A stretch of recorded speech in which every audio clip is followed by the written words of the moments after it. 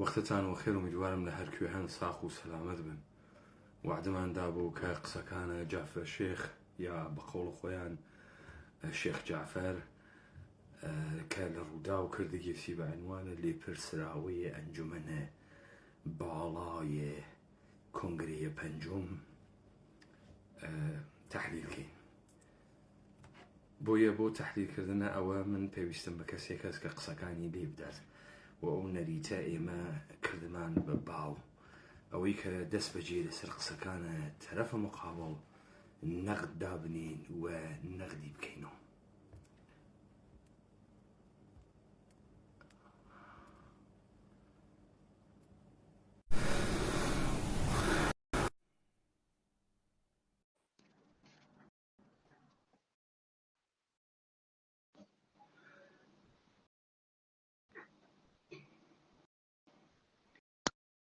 کاکتان خێر بێن. ئەرزڵاومێک کاکەمان لە خزمەتاندا لە خزمەت یاران زۆر سپاس دەسەڵ. کاکتان من تەسویرەکەم وەکو دوێکە نییە خۆ ئەگەر ئاوا بۆسنتەوە باشە، خراپ نیە. ئێستا چی؟ ئێستا زۆر باشە، ئاوا زۆر باشە. ئۆکەی، من نازانم چه ئیرادە لە فەیسبووکا پەیدا بوو بە ئەپدەیتیشم کردەوە وەلی زاهرەن فەرمایشەکانی دوێ کە ئێوە دروست بوو تەسویران تەسویرێکی عادیە، بەڵام وەختی دوێ کە زەبچو دەکەیم چاو پێکەوت ڕاستەکەن فقط دەموچاوی گرتبوو لە فاسڵەیەکی نزیک لەسەر جوزئیات. فەرموون ئێوە فازاتە جعفەر شێخ لێ بدەن. زۆر باش کاکشە.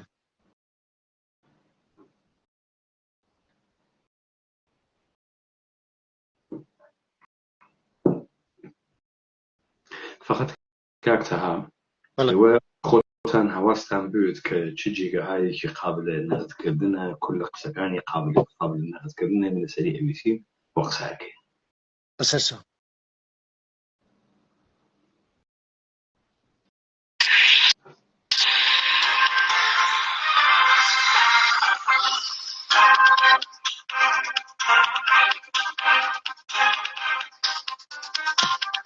سڵاوتان لەبێ، شەوتان باش بینەرانی ڕوودا و من نوێنە فاتح ڕووداوی ئەمڕۆ پێشکەش دەکەم. کۆنگرەی یەکێتی نیشتیمانی کوردستان کۆتایی هات، بەڵام لە دوای کۆنگرە چی لە بەردەمێکی دیدایە بابەتی پەیوەندیەکان لە نێوخۆی هەرێمی کوردستان، پەیوەندیەکان لەگەڵ عێراقدا، هەروەها چەند پرسێکی دیکە کە یەکێتی ڕۆڵی هەیە تێیدا لەوانە هەڵبژاردننی کوردستان. لەلایەکی دیکەش میوانەکەم پۆستێکی وای هەیە کە دەتوانم باسی هەندێک پرسی تایبەت بە پێشمەرگەش بکەم. میوانەکەم بەڕێز شێخ جعفەر شێخ مستەفا، سەرۆکی ئەنجومەنی پاراستنی بەرژەوەندیە باڵەکانی یەکێتی نیشتیمانی کوردستان. جنابی شێخ زۆر سپاس. سپاس بۆ میواندارێکەش. پێم وابێ ئەم ئێوارەیە تەلەفۆنێکت بۆ هاتبوو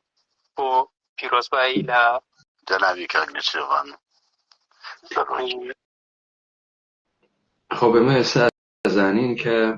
یەکێتی داوای کردگە لە ڕوودا و یعنی کۆنگرە پەنجومیەکان کە ڕوودا و ئەم بەرنامایانە بۆ دروست کات. ئێستا کۆنگرە تەواو بووگە، کۆنگرە پەنجومیەکان هاتگنە سەدەرەوە. ئێستا هان بە شوێنە عادیکردنە فەزا، کۆنتڕۆڵکردنە فەزایە کە تێ هاتگنە دەرەوە. ئێستا گەرەکیانە بە هەموو دەسێک شەرعیەت بە خۆیان بدەن کە نێسیان. نە شەرعیەتە ناوخۆییان هەست، نە شەرعیەتە شۆڕشگێڕیان هەست، نە شەرعیەتە مێژووییان هەست، نە شەرعیەتە یاسایی و قانونی و پەیڕەوی و دەستوری. هیچ چەشنە شەرعیەتێکیان. ئۆکەی، ئێستا لە دەستپێکە بەرنامەیە کە موزیعە داستان یا بەڕێوەبەرە داستان ئەیواتە ڕێوە، بە مەحزە ورودە بە داستان ئێمە متەوەجه ئەوین لەگرا داستان شەرعیەتدان لێجیتمایزکردنە ئەم حەفیە و دەرهاتگە بەناو یەکێتیە لەگرا حکوومەتە هەرێم خەریکە یارمەتیە ئاغایە بافڵە تاڵەبانی ئەدات. کاملە مشەخەسە کە ئاغایە جعفرە شێخیان هاوردگە کە بە جعفرە شێخ مەجال بدەن خۆی بخونجرێت. دەستپێک ئەمەسە جعفرە شێخ تەلەفۆنێکە بۆ هات، ئەو تەلەفۆنە کێ بوو؟ ئەوژیژە بەڵێ ڕئیسە حەرێمە کوردستان بوو. خۆ بزانە ئەم شەرعیەتە خۆیشی باوەڕی پێ نییە، خۆشی باوەڕی پێ نییە، شان و شەوکەتی هەست، عەقڵی هەست، ئەحیانەن ئینسانهای مهمی بووگن، خۆی باوەڕی بەمە نییە. ئێستا گەرە کەسی ئەمە لە کێ بسێنێت، گەرە کەسی لە سەرۆک نێچیروان بارزانی بسێنێت، با بزانین کۆنە داستانەکە ئەمەسە، واقعەن ئەمەسە، ئەمانە هەن بە شوێنە شەرعیەتەوە لە ناوەم بەرنامەی ڕووداوە خۆیان داوایان کردگە، یان میدیایەکی بێتەرەفی دوژمنی وەکو پارتی دان بە ئێمە ئەنێت و ئێمە لەوێ باسە شایەتەکەی خۆمانەکەی.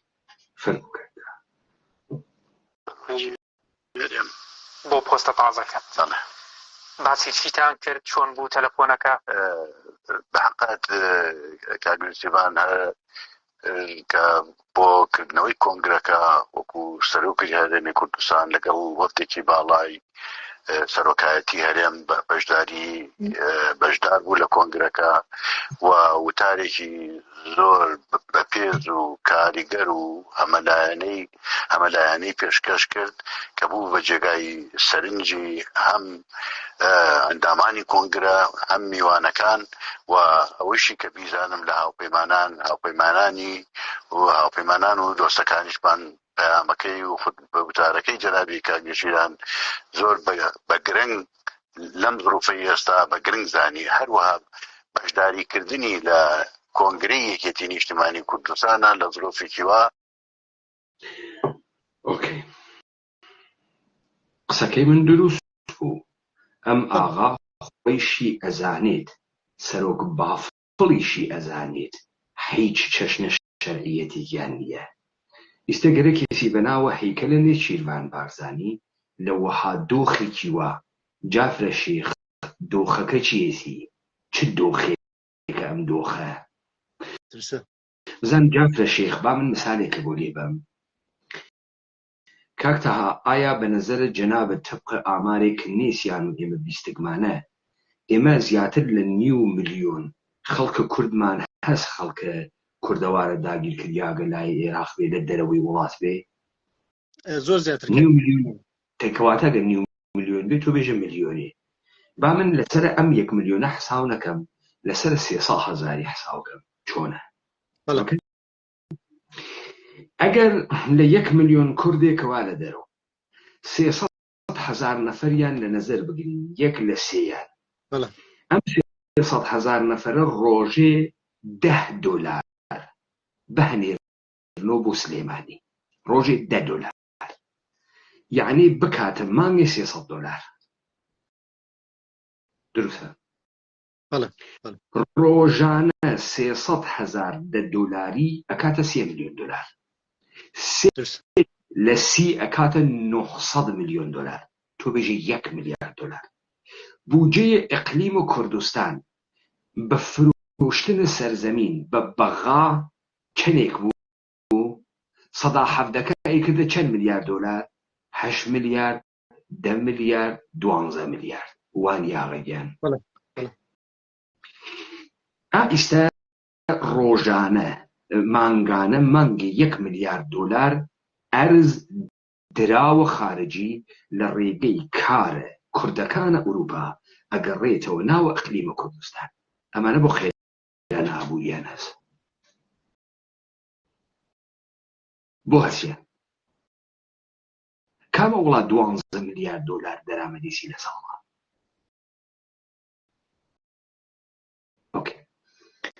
مثالم داها حسابێکی سادە. ئەم دۆخە چییە ئەگەر دۆخەکەی ئەوە نییە کە تۆ ناشەرعیت، کە تۆ کێشت زۆرە؟ لەم دۆخەوە فریامان کەوت، یعنی نێچیروان هات ئێوەی سندۆ لەوە هات دۆخێکا، یعنی وەختی دوژمنمان فرەست ئێمە ناشەرعین، نێچیروان هات خۆی هەسووی بە ئێمە تا ئێمە غوسڵە تەعمید بدات. حتمما منزوری ئەمەسە، وەگەرنە کامە دۆخ؟ ئەم دۆخە کامە ئەسە فرە حەساس. فەرموونێ کیوا مانای خۆی هەیە و ئەهمیەتی خۆی هەیە. با لە پرسیارە سەرچیەکەوە دەست پێ بکەم. ئەنجومەنی پاراستنی بەرژەوەندیە باڵەکانی یەکێتی بۆ ڕازیکردنی هەندێک کەسە یان دەسەڵاتی؟ نا بەتاکید ئەنجومەن ئەو ئەنجومەنە کە دروستە بێت هیچ بە هیچ جۆرێ بۆ ڕازیکردن نییە، چونکە بەرنامەی یەکێتی سەرۆکی یەکێتیش ئەوەیە و بڕیاری ئەوەیە کە هەر دەستگایەک یا هەر ئەنجومەنێک دروست ببێت لە ناو یەکێتی نیشتیمانی کوردستانە ئەبێ دەسەڵاتی خۆی هەبێ، ئەرکی خۆی هەبێ و هەستێ بە واجبی خۆی. لەبەر ئەو ئەنجومەنە بەڕاستی لە کۆنگرە دەنگی پێدراوە و بەشداری و دەوری کاریگەری هەبێ لە سیاسەتی دارشنەوەی سیاسەتی یەکێتی و لە هەموو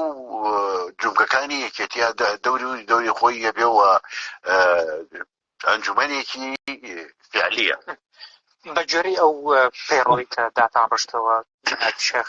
دەسەڵاتەکانی ئەنجومەنی پاراستنی بەرژەوەندی ئەم ئاغا خۆشی نازانێ ئەنجومەنەکە چییە. ئەنجومەنێک قەشەنگە و لە ناوە کۆنگرەکە دامانیاگە و ئیتر و دەخاڵەتیش ئەکا و کاکە گیان تۆ چۆن ئەم حەفیە بردتە ناوە کۆنگرە شەرح نەکردگە چییە؟ ئەنجومەنی بەرژەوەندیە باڵاکانی یەکێتی یعنی چی؟ بەرژەوەندیە نزمەکانی یەکێتی گامەسە. ئەنجومەنە بەرژەوەندیە نزمە یەکێتیشتان هەست، بەرژەوەندی نزم و باڵایشی هەست. ئیستا دەستنیشانی کەن بزانین بەرژەوەندیە نزمەکان کامەنە، بەرژەوەندیە باڵاکان کامەنە. بەرژەوەندیە باڵاکانی یەکێتی یعنی چی؟ حەفز و پاراستنە باڤڵە تاڵەبانی چییە؟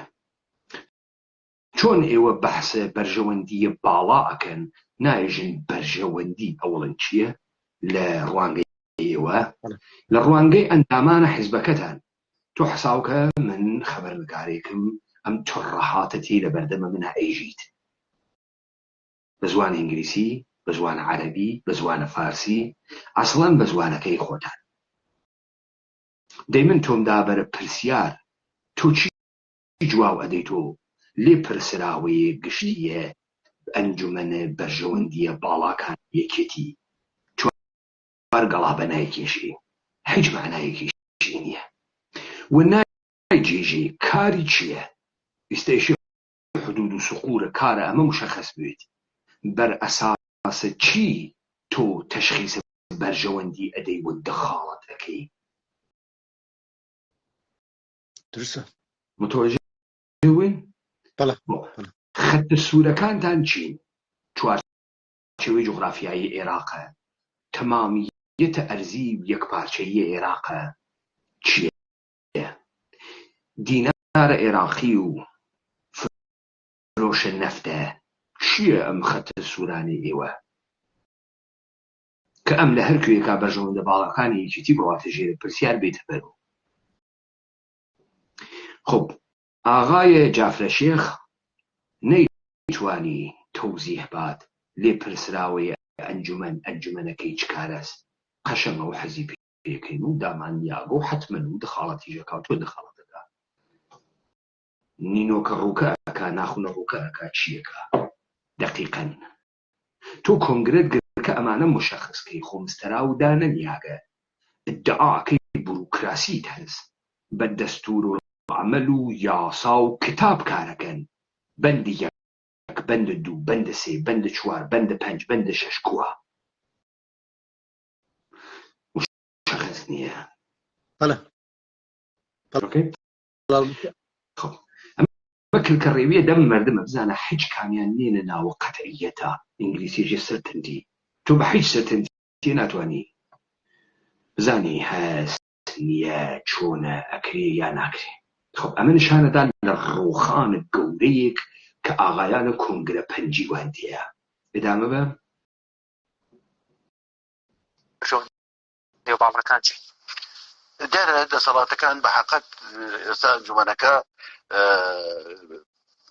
لە ناو پەرلەمانە دەنگی پێدراوە، شەرعیەتی خۆی وەرگرتووە، سەرۆکەکەی شەرعیەتی خۆی وەرگرتووە. ئەم لە دەسەڵاتەکانی پرسێ دەسەڵاتەکانی ئەنجومەنی باڵا چییە؟ ئەم دوایە دەگەڕێتەوە شەرعیەت کێشەی فەقەت شەرعیەتە کەواتە خۆیشی ئەزانێ کە موشکڵیان شەرعیەتە و شەرعیەت یان نییە، نە شەریعەتە شۆڕژگێڕیان هەست، نە شەرعیەتە یاساییان هەست، نە شەرعیەتە پەیڕەوی و پرۆگرامیان هەست، نە شەرعیەتە دەرونیان هەست، هیچ شەرعیەتێکیان نییە. ئەم ئاغا دائیمەن هەنریا بە تکرار بکاتەوە کە ئەمانە مەشروعن مەشروعن مەشروعن مەشروعن. شەرعیەتی درۆکردنیشی بۆ نەماوەتر بەڵام لە هەموو هەمان کاتە لیژنەیەک دروست بووە بۆ ئەوەی کە کۆنگرە دەسەڵاتی داوەتێ کە بۆ ئەوەی کە بتوانێت بە ناو پەیڕەوەکە بچێتەوە لەکوێ پێویستکە کە ئەنجومەنی باڵا دەوری خۆی ببینێ لە ناو لیژنەکانە یا لە هەر شوێنێکی ترا بێ لە ناو پەیڕەوە ئەبێ دەوری و واجبەکانی جێبەجێ بکرێت. تا ئەم دقیقە ئەم کناراوە کە ناوی ئەنجومەنی بەرژەوەندیە باڵەکانی یەکێتیە حدود و سڕغوری مشەخص نییە، تەسویب بوویەکیە ئەمە پشیلەس یا ڕزقە معلوم نییە. ئێستا لیژنەیەکی تایبەتی شیاندانیا کە ئەم بووگەسۆ سەرۆکە مستەراوی وا نازانێ مستەراوەکە چییە، نازانێت. لیژنەیە دانریاگە دوای ئەوەی کە تەسویب بوو ئیستا بڕوا بەناو پەیڕەوە بگەڕێ بزانێ ئەمە لەکوێ ئەتوانن دەخاڵت بکەن.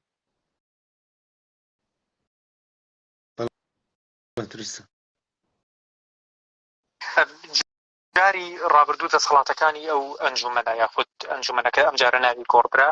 بەڵام دەسەڵاتەکانی هەر دیاری نەکرا تا ئەوکو کۆنگرەش تەواو بوو، بەڵام ئەمجارە دڵنیان کە دەتوانن کاروبارەکانی خۆتان دەسەڵاتەکان دیاری بکەن و ئەو ڕۆڵەی کە پێتان دراوە بە فعلی بیجێڕن. بەڕاستی ئەوە حقەتی بوو لە کۆنگرەی چوار ئەتوانین بڵێم ناوی بنین کۆنگرەی تێکدانی یەکێتی. لەبەرەوە زۆر هەوڵدرا زۆر دانیشتن کرا بۆ ئەوەی کە بتوانرێ دەسەڵاتەکانی ئەو ئەنجومەنە دیاری بکرێت، بەڵام نەگەیشتە نەتیجەیە. لەبەرەوە ئەنجومەنەکە تقریبا وەکو تەجمیدی لێ لە هەمان کاتیشە ئەنجومەنەکە خۆی تەجمید کرد، چونکە ئەو ئەنجومەنەوە ئەندامەکانی ئەنجومەنەکە ئەگەر بە حقیقەت بەهات نهاتە سەر خات کۆبوونەوەیان کردایە بڕیاریان بدایە، من پێم وابوو ئەو سەرکردایەتی نەیەتوانی ڕوبەڕووی ئەو سەرکردە ئەو ئەندامانەی ئەو ئەنجومەنە بنەوە ئەنجومەنی باڵایە ببنەوە، چونکە ئەوانە کەسانێک بوون شخصیەتی خۆیان هەبوو، قووەتی خۆیان هەبوو لە ناو پێشمەرگە، لە ناو ڕێکخستن، لە ناو جەماوەر، لە لای لایەنەکانی تر، لە لای هاوپەیمانان، بەڵام بەداخەوە خۆیان خۆیان هەبوو جاری ڕابردوو کەمتەرخەنەکە ئەوە بوو کە نەهاتن خۆیان فەرزکەن، ماتوانی خۆمان فەرزکەین. خب دیارە کە ئەمەی کۆنگرەی چواریش هەر معلوم نەوبێت چییە کە ئێژێ دەسەڵاتەکانمان بۆ مشەخەسکەن، یعنی منزوری ئەمەسە بێجگەلەوەی کە ئەمە خۆی نفوزی هەست، وەزنە ئیجتیماعی هەست، تەشخیصی هەست، نە یەک شتێ بێژێ تۆ بێ ئەوەی کە هیچ ترسێکت بوێت ئەتوانی فەرمان بدەی و ئەم فەرمانە لازم الئیجراس طبق قوانین ناوخۆیی یەکێتی هەرچی تۆ وتت ئەچێتە بەرەو دەیتۆ لەگرا چکارەی بە عنوانە تەشخیص دەرە ئەنجومەنە باڵا. ئای ئەنجومەنە بەرژەوەندیە باڵا ئێشێ تۆ بەرژەوەندیە بوێنیت کە نە کۆنگرە نە سەرکردایەتی یەکێتی نەیدیگە، بەڵکو ئەوانە مشتێ فاسد وگەن مەعامڵەیان کردگەن لەگرا خەریکن یە بەرژەوەندیە باڵایە بفرۆشن. مکانیزمەکانە تۆ چییە؟ ئەو ئێشە ئەوەڵەفە لە تۆ بترسێت، ئەو خەریکە ئێژێ شێخ جعفەر ئێژێ بابەوانە شخصیەتە بتەوێکیان نەبوو، هێزیان بوو، ناوبانگیان بوو، نفوزیان بوو، لە ناوی هێزی پێشمەرگە نەیانتوانی خۆ بسەپێنن. قسەکەی منە دەبیرە تێ گۆرانیە بۆ تۆرەکەم لێدا دوێکە وتم ئەم شتانە بۆ لێ نادەن، واتر نەیانتوانی لە مقابڵە باڤڵا بوێسن و لاهورا بوێسن. ئەم ئێستا دەیەوێت بتوانێت زاتوانینەکەی جالبەکە پێمان لە ئیدامی قسەکانیان نێگەرەکە بێژێ ئەتوانێت گەرەکێ بێژێ بابگیان ئەمانە بای هیچێک نییە. خەریکە لە ناو تەلەڤیزیۆنا پێیان ئێژێت ئێوە ئینسان های فاسدێکن، قودرەتێکیشتان نییە، تەوانە بڕیاردانتان نییە. ئاغای مەحموود سەنگاویتان وا لەبیرا وتی خەڵکە کوردستان نەجیمە، وتی نەوەڵە نەجیم نییە، ترسە زاورە. ئێستا ئەمیش ئێژێ ئەوان ترسە زاورە، ئێژێ هەم ترسە سەرزاورن هەم بێلیاقەتن هەم جورئەت و جەراعەتە بڕیاریان نییە کاک تاها ڕەهبەریەت بە ماسوولکەی گەورە نییە تۆ لە ناوە مافیا تەماشاکەی کاورا 80 ساڵیسی 50 گەردە گۆڵف بە دەوری و دانیشکەمە ڕەهبەریەت وا لە جێگەیەکا کە تۆ لە قەیرانە بتوانی بڕیارێ بەی کەس نەتوانێ بدات قسەیە بکەی کەس نەتوانێ بکات وە لە قسەکانە نەکێشیتە دواوە تەشخیصێکە و داکتە تا پای بڕۆی دێ ئەم ئێژێ دانەیە شەخسیەت بتەویان تیان نییە کە بتوانێ وە هەڕۆڵێ بگێڕیت متوجهی حتا وەختی ئەبزارەکانە قودرت وا لە دەستیانە بزانە پوریان وا لە دەسا نیروی مسلحیان وا لە دەسا وەرێ ناتوانێ بۆ چون هیچ کامی ڕاست نییە هیچ کامی خۆی وە دەستی نەهاوردێ ئەوەیشی وا لە دەستیا لەو پۆزیشنە بە دەستی هاوردگە کە قەراری گرتگە نوکە شێخ جەعفەر خەریکە پێیانێژی ئەمانە مشتی بەی دەسەڵاتە درۆزە نەفاسدن ئەگەر گەرەکیان وایە خۆیان تەحمیلە کرد بە تۆ ویسیاگی داوەتەکەن ئەی تۆ تەشخیص دەرە بەرژەوەندیە باڵەکانی یەکێتیت یعنی تویتر چەم و خەمە یەکێتیە زانیت چەم و خەمە مەردەمە کوردستانە زانیت ئەزانی چی بەرژەوەندیە چی زەرەرە ئەزانی چی خزمەتکردنە چی خیانەتکردنە چۆن تۆ لەوێشی بڕیار بەی بڕیار نادەی ئەمە وەسە ئەلئەزهەر مەرجعیەت باوە کاورایەک لە دینە کاورا ذاتی نەوێ یەک فتوا بە درسە ئۆکەی بەڵێ ئەمە بەدێ بەڵام بەشێکی ئەوە نەبوو هەندێک لە ناوتانە دەیویست بۆی فەرزکا بەڵام کۆتنجیش نەبوو لە ناو کۆدەنگی هەبووە ئەمان کرد ئەمە هەندێکمان ڕێیمانەوە بوو بین کۆبوونەوە بکەین قەرار بدەین و جێبەجێشی بکەین پێشمان جێبەجێکرات ئیجباری ئەو سەرکردایەتیە بکەین کە بەدەسەڵاتەکانیش بکە بەڵام بەداخەوە هەندێک کەسمان جورئەتی قەراردان یا بەرچاوڕوونی ئەوانەی نەبوو لە بەرەوە ئەنجومەنەکە تقریبا ئەنجومەنێکی شکست خواردوو ئەنجومەنەکە ئەم جارە ناوی ئەنجومەنی پاراستنی بەرژەوەندیە باڵەکانی یەکێتی یعنی تعریفی خۆت کاکشێخ خۆت بێسە لێ پرسراوی ئەم ئەنجومەنەی پێم وابێ پۆستەکەت لێ پرسراوە هەڵە نەبم بەڵێ لێ پرسراوە تعریفی خۆتان بۆ بەرژەوەندی ئەمەش لە حیزبی دموکراتەوە فێرموزارن لێ پرسراوی گشتی ئێتر سەرۆکزین و باڵەکانی یەکێتی چییە؟ بخۆم ئەو ئەنجومەنە هەر دەسەڵاتێکی هەبێ نامەوێت وەک کوێخای یەکێتی دەرکەوێت ووا دەرکەوێت کە ئەنەما لە ناو یەکێتیە هەموو شتێکەوە بێ هەموو خاس گوێتان وا پێی چواردە ئەندامەکەوا قەرارەوە پەلەپەل بڕۆن دەسە جافرە شێخ ماچکەن ئێژێ هەرچیەکتان بۆ دابنین بێژن تۆ بیلا حدود دەسەڵاتە هەست من بە تۆ ئێژم تۆ حەقە قێخابەری نییە دانیشە کێ لەگرا لێ پرسراوەس منم بۆت نییە دەخاڵەتە ئەلەکی بکەی متوجه بووی؟ بەڵێ دێ من ئەمەوێ ئەو ئەنجومەنە بەحقەت هەر دەسەڵاتێکی هەبێ لە هەر مستەوە ڕاستێک بێ یارمەتیدەر و هاوکاری سەرۆکی یەکێتی و مەکتەبی سیاسی یەکێتی و سەرکردایەتی یەکێتی بێ بۆ جێبەجێکردنی بەرنامەکەی یەکێتی نەک بۆ ئەوەی کە چ دەسەڵاتێکی هەیە و دەسەڵات گوێ بگرە شێخ جافرە شێخ ئەگەر ئەو یەکێتیانە پیاگوایەنا جافرە شێخ تۆ نەدەتوانی وا تەڕاتێنکەی ئەگەر ئەوان پیرن و کۆنن و تۆ خەریکی ئەنجومەنە پیران دروست دەکەی بە نۆعێ ئەوان ئەزانن چی بەرژەوەندیە چی بەرژەوەندی نییە خۆ گوڵە بە ڕۆژەفرۆشی ناوی خیابان نازانێت خۆ ماهیر حەسەن نازانێت ئەحیانەن ئەوان ئەزانن ئیستا تۆ چ کارەی کە بەر بە نەزەرە ئەوان ئەگریت تۆ مەئموری بڕۆی ئەوانەی کە بەرژەوەندی یەکێتی ئەزانن، بێریتیان بەرژەوەندیە باڵاکانیش ئەناسن، بێریتیان دایاننی تا بەرژەوەندیە باڵاکان لەبین نەچێ بیپارێزن. دەی تۆ ئەگەر خۆت بەرژەوەندیە باڵاکان و تەنیایی ئەناسی تر ئەم چواردە کەرتە بۆ چییە؟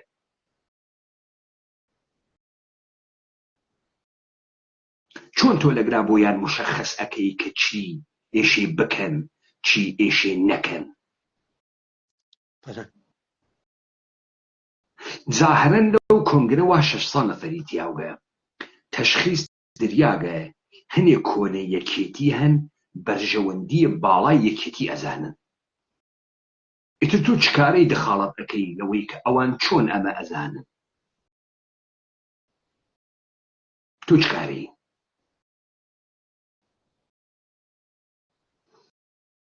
خۆ ئیسە تۆ ئەوێنی جافرە شێخ هەنوو حیچێنەوگە نییە دەهاتی و ناشی و ئەحمەقە هەروە توڕەهات بەرەداتە دەرەوە. ئیستا یەکێ بەناو یەکێتی توانێ باتە ناو دەمی تۆ غەڵەتە کرد، تۆ بێجات کرد، قسەی واتە کرد، تۆ گاڵتە بە ئێمە ئەەکەی، گاڵتە بە ئەقڵە خەڵکی ئەەکەی، تۆ چکارەی؟ کێ تۆی هەڵبژاردەگە؟ ئەگەر قەرارە ئێمە تەشخیص بین بەرژەوەندیە باڵاکانی یەکێتی چییە، ئێمە تەشخیص ئەدەین تۆ بە زەرەری بەرژەوەندیە باڵاکانی یەکێتی. جافرە شێخ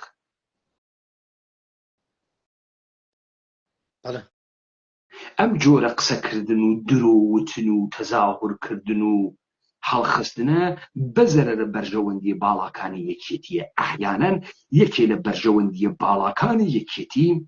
میزانم مەحبوبیەت و خۆشەویستیە لە ناو خەڵکە. ئەم کارەی تۆ نەک خەڵک خۆشەویستیە ڕاناکێشێ بۆ یەکێتی بەڵکە قیزی لە یەکەوە دوور بێت. ئۆکەی؟ هەزار لە قسەکانیشی هەبوو. جاری پێشوو زەعفیان ئەوە بوو کە نەهاتن لە بەرامبەرێ سەرکردایەتیان بوەستن، بەڵام ئەم جارە مەئموریەتیان ئەوەیە کە بێن دەست بە سینە بن لە بەرامبەر سەرکردایەتیان. ئێشێ بێن فەقەت تەئید کە من دوێکە وتم بزانە ئەمانە ئیدەیەکیان نەوەرگەسە کۆنگرە بەلایەن و مهم نەوە چون ئەزان بای چێنێکن، خۆیان ئەزان بای چێنێکن. ئیستا قەرارە ئەوان ئیستا لە خۆیشیان ئەترسن، لە پلە و پێگە ماڵیان لە هەرچیشدا ئەترسن. ڕێگەیەکیان بۆ هێشتکنەوە کە ماڵەکانتان ناخۆین، ئێوەیش حەپە حەپتان نەیە ئێمە بگرن ها، چون تۆ پیاگەنی لەگەڵ ناو لەم دڵە ڕاوکە و دڵە ترسەیشە ناتوانانی ژیانکەی مەگەر بە یەک کارکەی. تحت ناوە ئەندامە ئەنجومەنە پارێزەرە بەرژەوەندیە باڵاکانی یەکێتی کە ئەبی بە ئەندام زاهرەن بەرژەوەندی یەکێتی ئەپارێزی، بەڵام ئێشێ مۆریکەی بۆ باڤڵ. ئەمە یعنێ کە ئاغایە باڤڵ من وە خۆم و جەد و ئابادم گوو ئەخۆم بەرامبەر بە تۆ قسەیە بکەم. ئەمە یعنی ئەوە. ئەمە بەنرەکەی واسڵاف حابلە کە ئێژێ کرێ کارانە جەهان یەکگرن. کاورای سەوزی فرۆش، کاورای سەوزی فرۆش بۆی مهم نییە کرێکارانە جەهان یەک ئەگرن یا یەک ناگرن. ئەو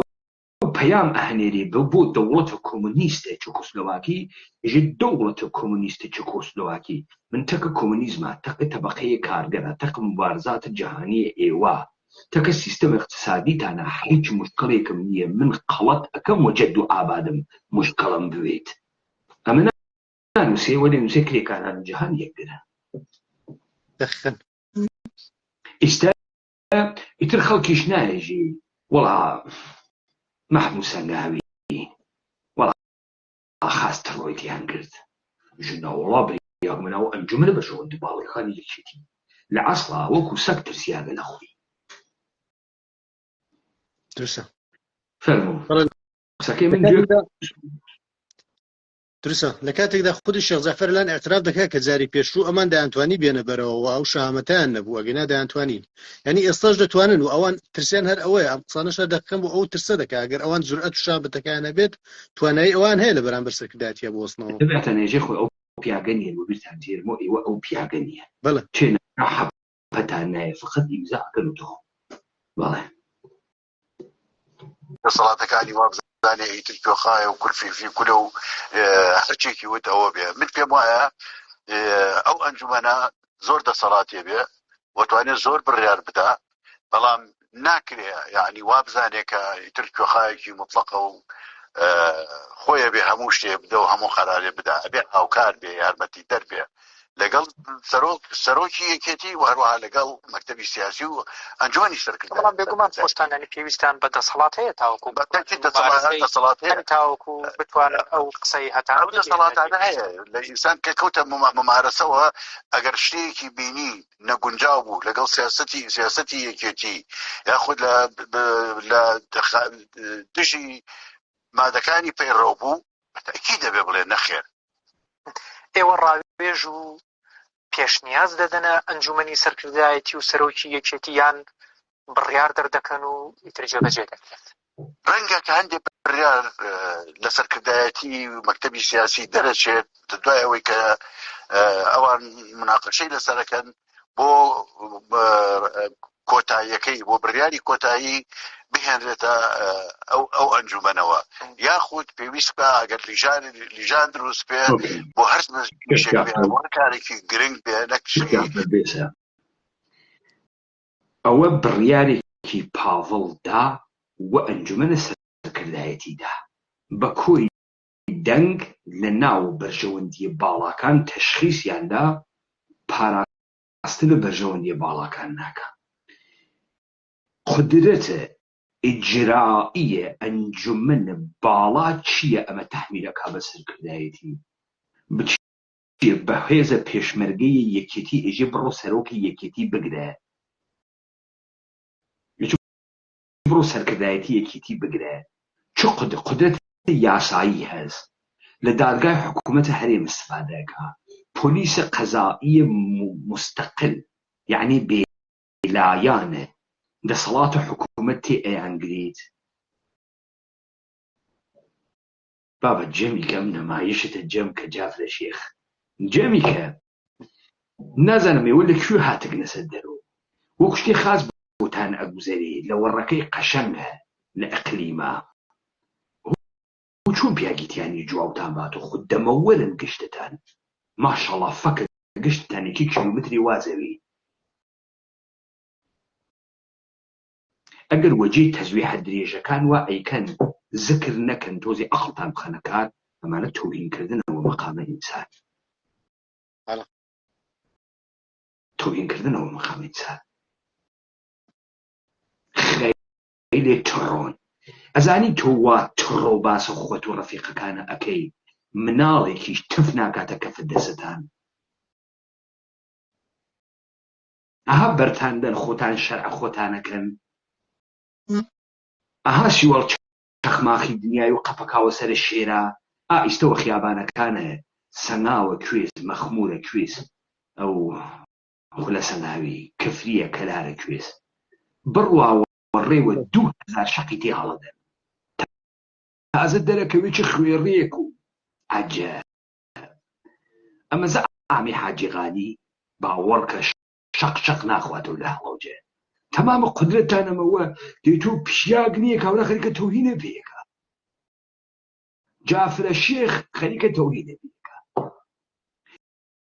ئاخر من ئەگەر مێژوویەکەم دوێت پڕوێ لە سەروەری و ئفتخار بکەم بە مێژووەکەم یەکی گەرێکی وێنزی کە ئەو مێژووە بوێ هەڵی نادڕم بۆ کەی تۆ بۆ کەی ماگی چه اتفاقی بکەوێ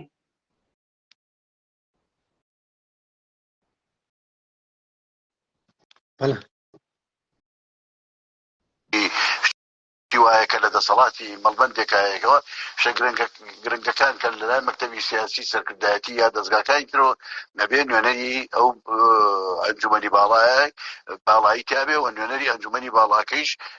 یعنی دەوری ئەبێ لە بڕیاردانە دەوری ئەوێ لە بڕیاردانە من دووبارە سوالەکەم و دەسەڵاتە ئیجرائیە ئەنجومەنە باڵا چییە کە دەوری ئەبێ دەوری چێ بێ دەوری کەرخولیە بێ دەوری پامکەی ئەبێ دەوری چی ئەبێت زامرتيكا وقتي فرش قرمز دا أخنو إيجن بو جمان حسو برلمان من حسو ماديات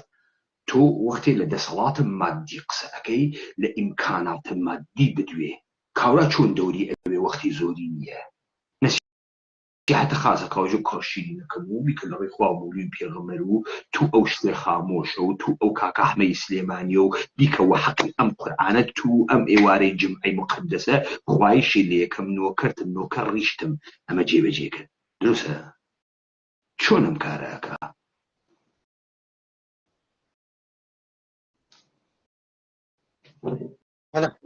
من حەیرەت ئەەکەم ئەم مشتەکەر و حەیوانە چۆن ئێژن ئێمە خۆتداریەکەن حەیرەت ئەەکەم تۆ لە ئەلفبای بروکراسی نەزان ئەلفبای کار دەفتەری نەزانیت ئیستا ئەگەر ئەمانە بە ئیختلاف بخۆن لەکوێ ئەم ئیختلافاتە حەلەکرێ تۆ هاتکی تەقلیدێکرا مەرتی کە من نەمدیگە حیزب ئەنجومەنە بەرژەوەندی باڵای بوێت من جمهوری ئیسلامی وەکو نظامە دەوڵەتی دیگە مەجمەعە تەشخیصە مەسلحەتە نظام دروستەکە خۆمەینی وتی حفظ نظام ئەوجەبە واجبات است و ئێمە بۆ حفظ نظامە جمهوری ئیسلامی قانون شریعەتیش تهدید دەکەین اوكي من تا ئێستا حیزبم نەدیگە ئەنجومەنە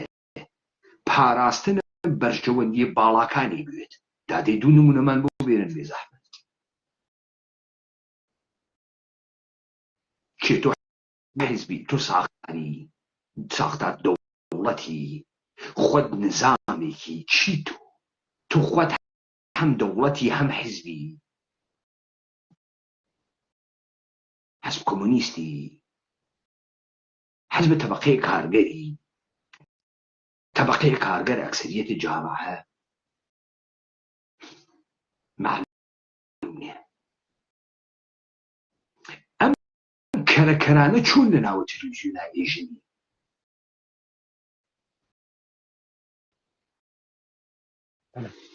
جامعەیەک ڕۆژنامەنگار ئەحمەقە مشەخوەری بوو ئەمە وەزعیسی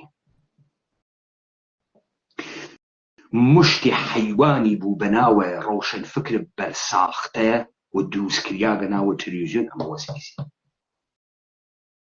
کوان دەمەوەرەکانە ئیقلیمە کوردستان دەستگای زانیاری فڵان و دەستگای میدیای فڵان و دەستگای فڵان کوانی سەردەمکەن و نییە باوە تۆ حدەئەقەل نەریت قەیناکە نەریت بێنە ئیبداع بێنە وەلی تەوزیح بە تۆ کێی ئێستا سوالم لە تۆ کرد ئێمە ئەنەهوو وا فکرەکەین یەکێتیە مەوجودە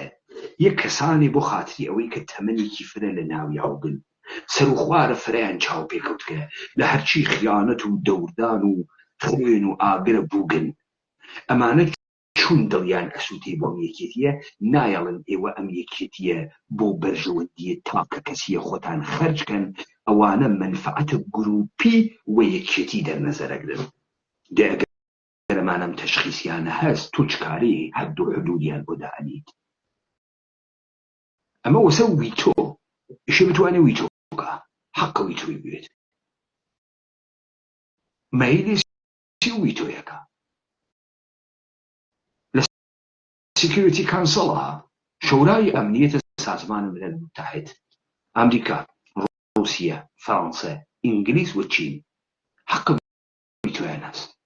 گەرەکیانە حملە بکەن بۆ سەدام حوسێن 2000 دەکومنتە درۆ تێرن رووسیەیەژە غەڵەتتان کردویت تۆ تەوزیحێک نادات چۆن تۆ کاورا هاوڕگە تەشخیصە دات کە ئەم حرەکەتەی ئێوە لە بەرژەوەندی نییە و تۆ ناژی قودرەتە ئیجراییەکەی چێکبەری پێ بکرێت هەر بۆ یەکێتیەکەتان مەردیکە هەر بۆ یەکێتیەکەتان یەکێتی خوازان و یەکێتی بازان و یەکێتی دۆستان و یەکێتی ویستان دێمە خۆ هیچێکی نێنایێت زان تۆ خۆت شتێک ئیشی خۆت باوەڕت پێی نییە تۆ فکرەکەی ئەم کەناراوە کەناوە دیاگە یەکێتی فرە مقدسەوە تو خۆت باوەڕت بە هیچ قەداسەتێکی نییە هیچێک نییە بکیتێ مشتێ دز و دەخەڵت درۆزن کەوتک نەسە سەرە خەیرەکە تۆ مەرگە خۆش نیە وا ملیارد دۆلار سروەتێ بوێت کەرەکەر جافرە شێخ وا ملیارد دۆلار سروەتێ بوێ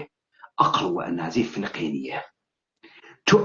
هەر مەجلیسێ بڕۆی ئەگەر ئیقلیمە کوردستان نەوێ خەڵک جووسکەوە بۆ ئەوات نەوە سەر و کەلەتان نەوە ئەقڵ و درایەتان نەوە شەخسیەتان نەوە گیزە گیزدا نەتۆ تەواو ئەوانەی وا تێنە ژێر دەسەتۆ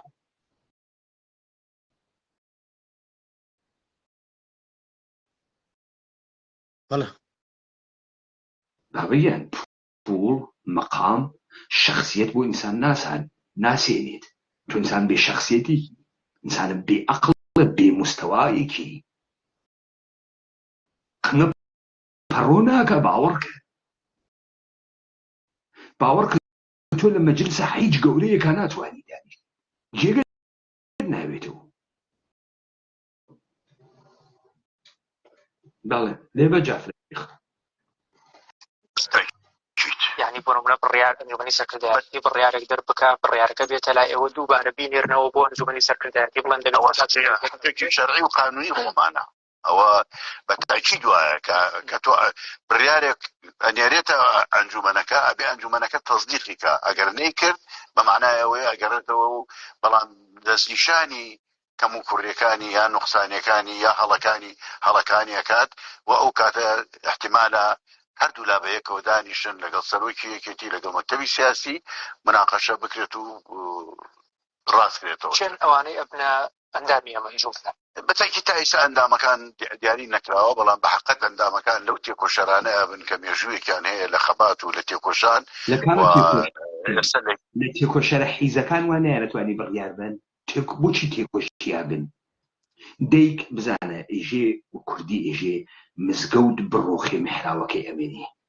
باوەڕکە من وە جوانی شێر وە پیریش هەشتێرم باوەڕکە من دەڕبوو بم شەڕکەر بوو بم کەس ناتوانێت قامکەم بۆ درێژکە قامکەکەم ناوچاوی باوەڕکە من لە گولە سەڵم نەکردووی گیزەی گولە بەلای سەرمەوە هاتوێت تۆ بە تانکە ئابرامز ناتوانانی بترسێنی چون نەزانم هیچێکی دیاریە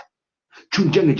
جیهانی دووەم بە من سابەتی کرد تانگە شێرمەنە مزەخرەفەکانی ئەمریکا چارە تانکە پێشڕەفتە عالیە تایگرەکانە ئەڵمانی کرد کتێ بۆچی کۆشیاگەن تێکۆشەرە کۆنەکان هەرو حیزانەی واتۆ وتەچاری یەکێتی ئەو کۆنگرەی چواریان نەکرد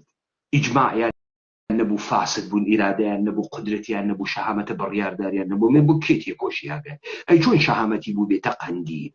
ئەی چۆن شەهامەتی بوو میرە ئەسڵحە بێرێت و تەقەکە یا گشتی ئەمە درۆز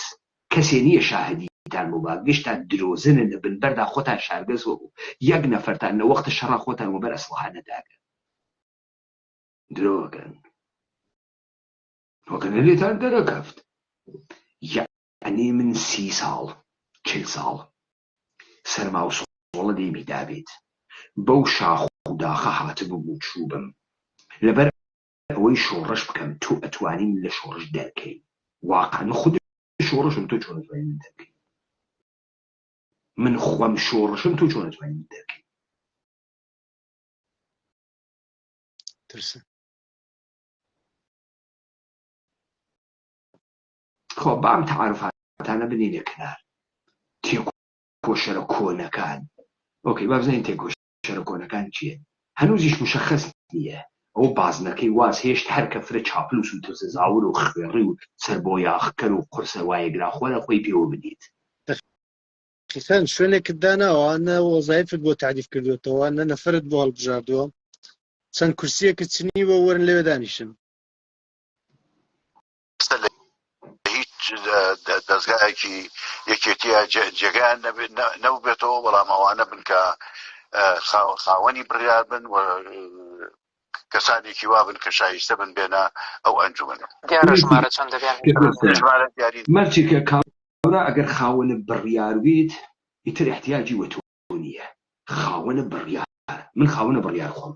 ئاوە توێژم جافرە جعفر الشيخ وتوجم كاوري فحا هاو بافلا كيش ديك وتنقو لبيتي صاحب قصي خوش من صاحب بريار خوش من وأجر وكو كومله ديمقراط بينك كدي جعفر الشيخ اللي تولي كيتي كم تلو كيف خاون بريار خوم تو فكر أكي تو أبزار واو دسو مشروعية ودولتي وهاو بيمانا نو خلق كو بار كو فكر كي من حجمني ودسو ولي أوي والله من توب مليار تانات واني بيسيني أو احترامي من هسم أو نفوذي من هسم أو قدرة سياسية كمن هسم أو بازية كبتو يدب بنهن على جوالة كم أو تروبوني كنا بابليك أنا توي كم وتو زاتني دم كيتو زاتني خود كيت ترف منها لكوي كي يوفر محترما إيه ولا قدرة إيه ما أترسن أنا أي ودر وشوينا أول قري مصان على محمد ناو بيري برو تلفوني بوكي قادر نادري ناو بيري برو تلفوني بوكي ولزاتني خودم بنا قريب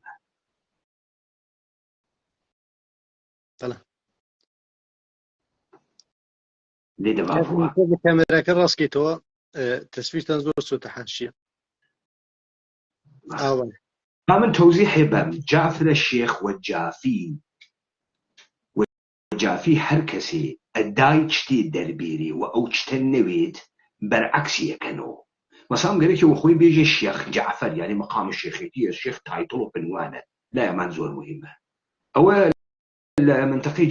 جافايتي وصلوا كلو قيافو أقلو معرفته هلسو كوتو قالوا الروتو أمانة بيجن جعفر الشيخ هربو مسخلة كردن من چەند سانیە ژێرام و دۆ ئەسونم تیکەی زۆر مهم بۆ عەمەلەن کوتی ئەوانەی لە هیچ شوێنە جێگایان بۆ نەبووەتەوە ئێمەمان بۆ کردوونەتەوە جێگایان بێتەوە خاوەن بڕیاریشن لە حجێ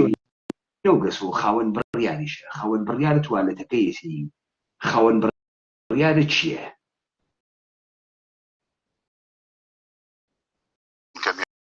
ژوویەکیان هەیە لە خەبات و لە تێکۆشان و ئێستا لە هیچ دەستگایەکی یەکێتیە جێگایان نەبێتەوە بەڵام ئەوانە بن کە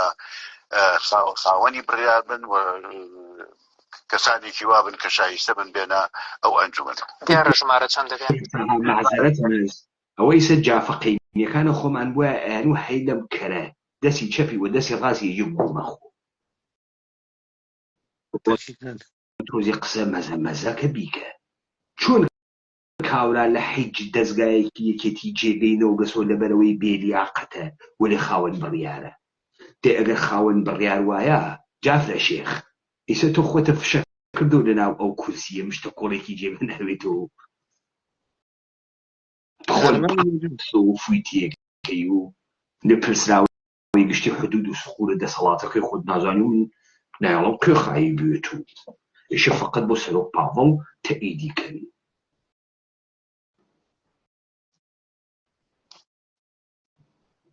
یاری نەکراوە چونکە بەحەقەت ئەوە بەکراوەی ماوەتەوە بەڵام لە هێشتا پەیڕەو بەکراوەی ماوەتەوە لەبەر ئەوە دانیشتنی ئەو لیژنەیە کە لە داهاتوە دانیشێ تو بۆ بووگەنیە سیرکە هەنووز ئەساسنامەیان نییە ها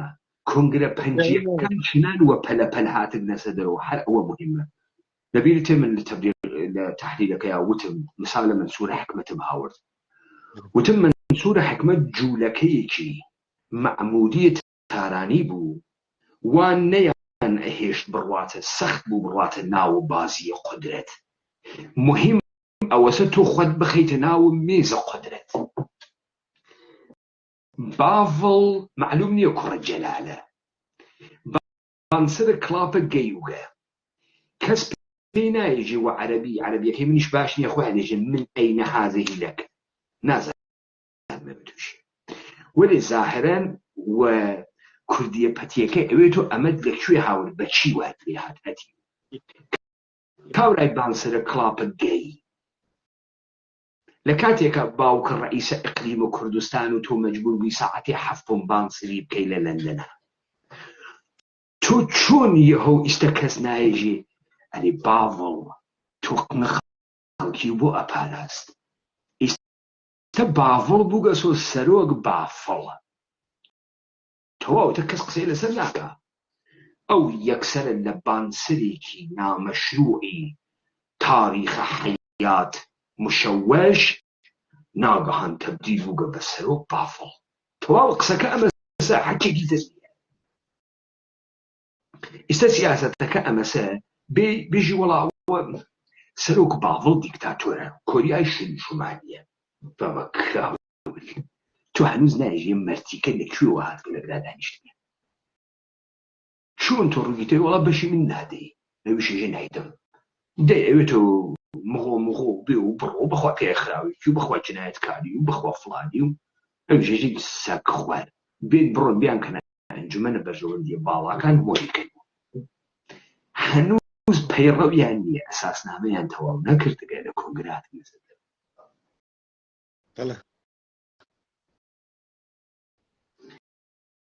ئەمە مەزهەلەز ئەمە شانۆی کۆمەدیە ئەمە بەرنامەی حەمەد دەمەڵە ئەمە چییە خۆت خجاڵەت ناکێشی تێم قسە ناکەی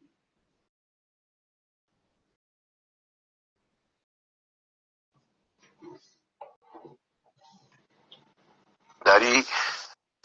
ئەنجومەنەکە خۆی میکانیزمێک هەیە کە بۆ ئەوەی کەسێک ببێتە ئەندامی ئەمە ئەنجومەنە دەبێت چۆن بێ بۆ نمونە ئایا سەرکردایەتی دەنگی لەسەر دەدا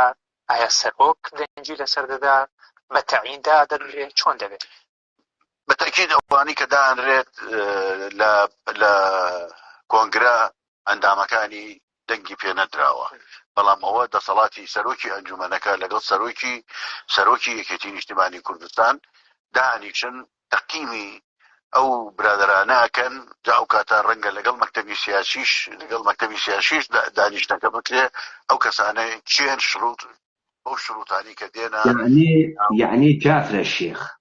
تۆ بافڵە تەشخیص ئەدەن کە کێ ئەزانێ بەرژەوەندیە باڵاکانە حیزب چییە ئێوە دوانی تەشخیص ئەدەن کێ ئەو مەلەفە گەورەی وابێ کە بەرژەوەندیە باڵاکانی یەکێتی ئەناسێت واقعاً دەیتر ئەم لقمەتانە بوو پێچاندووە هەرو کاریشە خۆتان بتان کردەیە مادام ئێوە ئەتوانن تەشخیص بن علم لەدونیتان هەست ناژن چ پەیوەرێکتان هەست چۆن تۆ میزان سەرسەپۆردگیە میزان خولوسە چاکری و نۆکەرسفەتیە چۆن تۆ تەشخیص دەی ئەمە ئیتر فرە بەرژەوەندیە باڵاکان ئەناسیت دەی تۆ ئەگەر خۆت ئەمە تەشخیص دەی کلکە ڕێوی تێری تۆ دەمە مەردمە ئەگەر ئەمانە پیرن خۆیان پیرن ئەگەر ئەمانە ئەزانن بەرژەوەندیە باڵاکان چیە خۆ تۆ نازانی گەماڵ باوک تۆ خۆ نازانی تۆ ئەزانی نازانی خۆ بافڵ نازانی بافڵ چوو زانی بۆیە دەستگایەکی واتانە دانیاگە ئەحیانەن ئێوە نازانن بەرژەوەندیە باڵاکان چییە ئەمانە ئەزانن بەرژەوەندیە باڵاکان چییە بۆی احتیاجتان بە دەستگایەکی وا هەست هەنا چییە هەروە دروستان کردگە بۆ خۆشی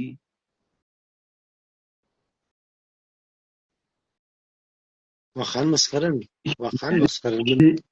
یعنی مزەخرەفی وەکو ئێوە لە هیچ فیلمێکی کۆمێدیا پەیان ناوێ مەرتیکە باوەڕکە ئێمە فەرقەکەین تەکی یەکتر لە ئێوە نییە من نازانم ئێوە کێ واقعا نازانم لەکوێ دەرچووگن لە کامە حەدیقەی حەیواناتە دەرچووگن کامە تەوێڵە دەریکریا بەسۆ تۆ هاتیتە دەرەوسن گۆڵانەکەی نازانم تۆ لەکوێ هاتیتە دەرەوە تۆ چۆن بە جورئەتەوە ئەڕۆی بتوان ڕاهاتە لە تەلەڤیزیۆنی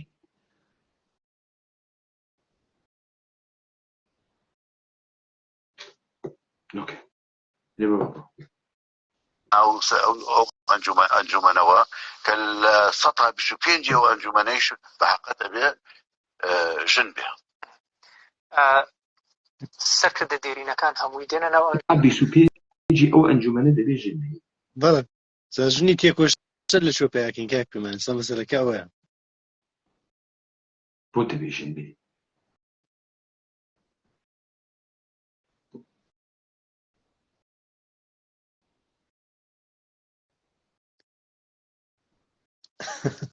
ميتستاني خير ديمقراطيين تبعيز مثبت قاعدوين تبعيز مثبت ونازاني تمام أبعاد بيشيدي هاي نابرابري هاي جمع من الرزل كده بابا جميع كم شانوي مزخرف تمرتك جني صاحي وبريار ويتونات واني تراتي كي جاف الشيخ أقل جن لو جامعي إما وكو جاران وقديم بمايا تو أهاتي تناوي تلفزيون تفيك لشكل خيافت دي خطوط تو كقنga كزنا ما بيني جيبيت يحتمل صانع إمام يوسف فرن كاكو من كسي كامل استواني من نظم جني تيكوشر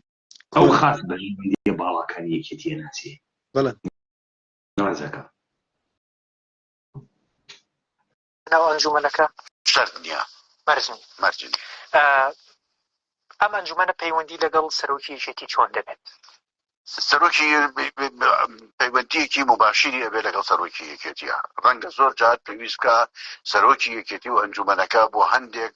بڕیار بە یەکەوە کۆ ببنەوە و بڕیاری لێ بدەن.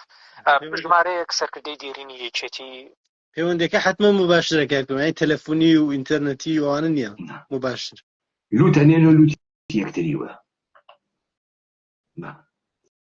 حتما قاوە بافڵ تو توجه بکە لەم سیمای فوکریاگە لە پاڤڵ بەڵێ پاڤڵ بەڵبەخت نازانێت چۆن بێت و ڕئیس نازانێت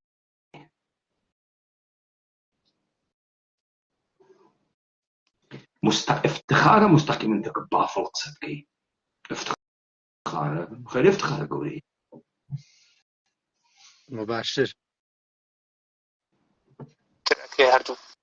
چەمکەکە بەکاربێنین وەکو مەلا بەختیار وەکو حاکم قادر ئەمانە دەبنە ئەندامی ئەنجومەنەکە یان دەبنە ئەندامی مەکتەبی سیاسی چۆن باسکرانە بکومرە من پێم وایە ئەوانە کە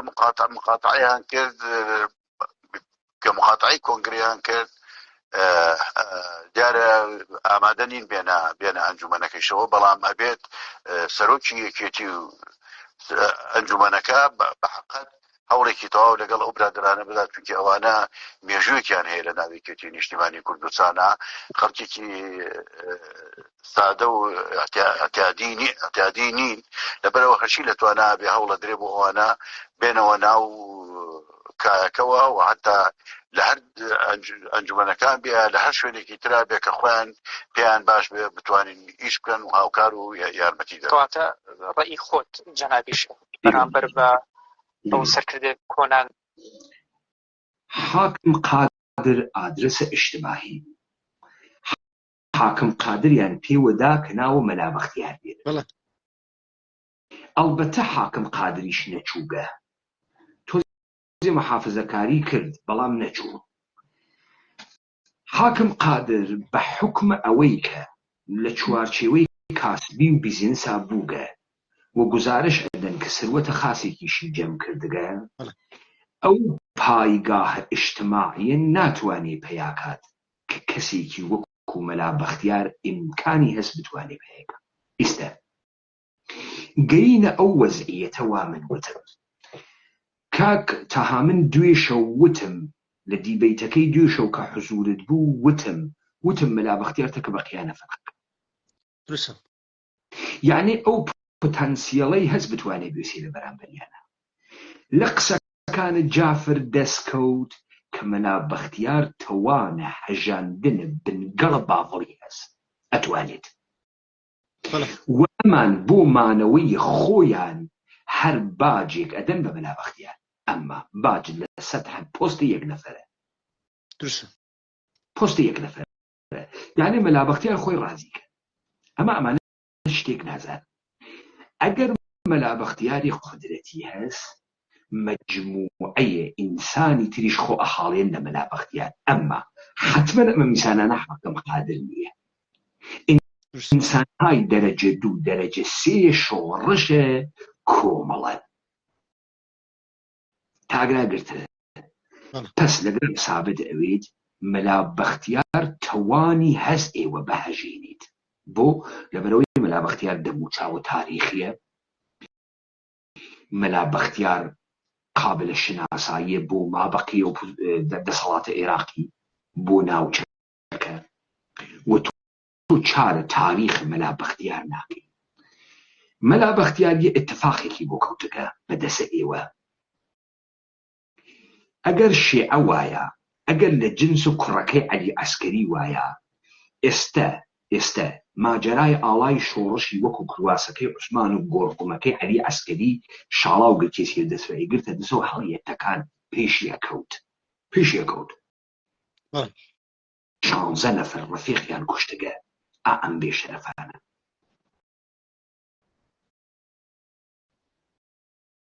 درستە؟ خۆ شێخ جەعفەر و حەڕەم و بەڕەم و ئەوڕەم حەساوی بۆ کەس نەکرد. وتی یەکیان پیان نییە. ئەڵبەتە محتەرەمن و جێگان هیچ کوێنە و گەس و خاوەن بڕیارن، بەڵام حاکم قادر و مەلا بەختیار فەرقەکەن. ئیسا ئەنجومەنە سەرکردایەتی بەژەوندی باڵاکان نەبوو، با ئەنجومەنە سەرکردایەتی.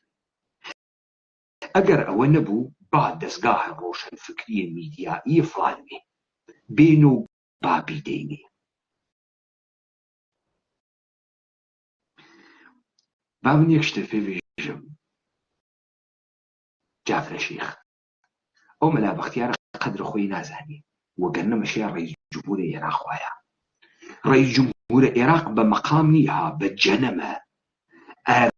پۆستە ڕەئیس جومهووری عێراق و من ئەو ورد و درستانم دەقەداوە. ئەسە مهم نیە دەستوور چی مهم سەرێ وەسە خۆم چ قودرەتێکە بەس. متوەجه بووی؟ بەڵێ خۆشیان ئێتراف بۆ دەکەن کە پۆستی ڕەئیس جومهوری لە دەستی جەلال تاڵبانیدا پۆستی ڕەئیس جومهوری و دوای ئەوەی تر هیچ نییە. ئەمانە یەک چت نازانن.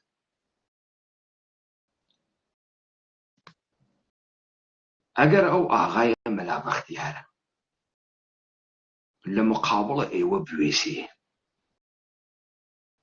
ئێوە یەکمان مقاومەتتان پێ ناکرێت. نایکەن. یەکمان پێتان ناکرێت.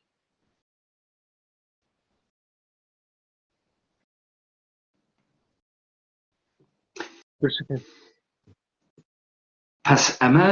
باج بوو بە مەلا بەختیار لە تەلەڤیزیۆن. و ئەمما ئاغایە مەلا بەختیار، با من نەسیحەتێکە بکەم. لە فیلمە سیانزە شەڕکەرە کاوراگەرێکیسی بڕوا بۆ مەیدان شەڕ، دوژمنێکی دەڕهاتکە بۆیان، خەریکە زرێکەی ئەپۆشێت و شمشێرەکەی ئەوەسێت، بەرز بەرزێ قسە ئەکا و ورە ئەدا بۆ خۆی. ئژێ بۆ خاتری تەمامە ئەو فکرانەی مەشیایە بتکردایە و نەتکرد. بۆ خاتر تەمامە ئەو کارانەی مەشیایە بتکردایە و نەتکرد. بۆ خاتر تەمامە ئەو هەڵوێستانەی مەشیایە بتکردایە نەتکرد. ئای مەلا بەختیار، تۆ وەکو ئەم فاسدانە زەمنت لێ گوم نەبێت.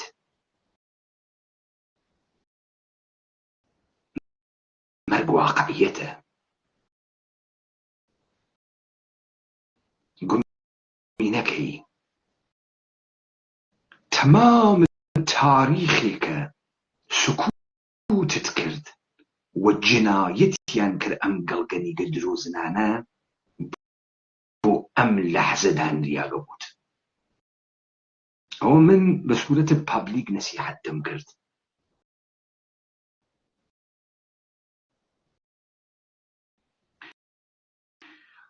گەردوون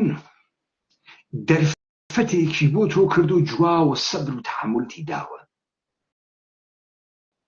وەکو کارەکەوا لە ئەدەبیاتە شیعە موختارە سەقەفی بە قاتڵی حوسێن کرد. وا گشتە ئەو جنایەتکارانەوە مەسخەرەی تۆیانە کرد بە ئیرتیجای گۆڕان و یەکێتی. تڕابوون ئەمڕۆ دەرکەوت مشتی جنایەتکارە درۆزنە گەلە کۆمەکەرە فاسد بوون.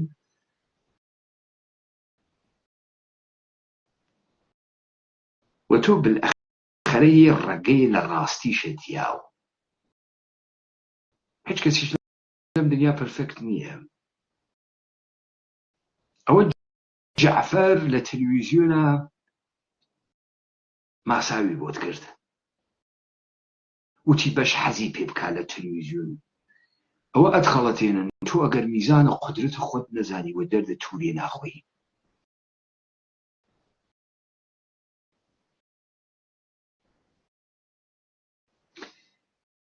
هیچ کامیان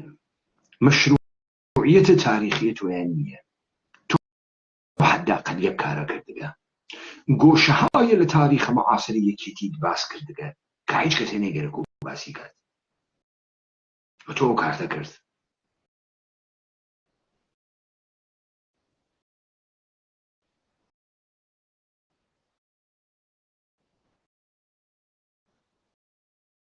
بەڵێ کاکەم.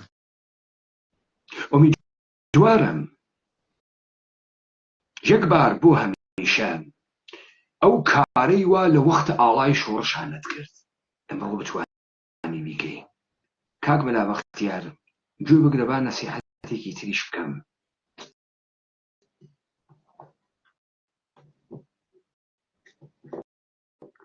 بارها بۆ هەر ئینسانە پێشتێت فکر ئەکاتۆ کە ئیستا عاقڵترە لە 20 ساڵە پێشوی. سەحنەیەوە بیری تێتۆ کە مەشایە بڕیارێکی بدایە و نەیدا. با بزانی ڕەبتی بە بێعەقڵی و عاقڵی نییە مەلا بەختیار، ڕەبتی بە میزانە بەتەویە تۆ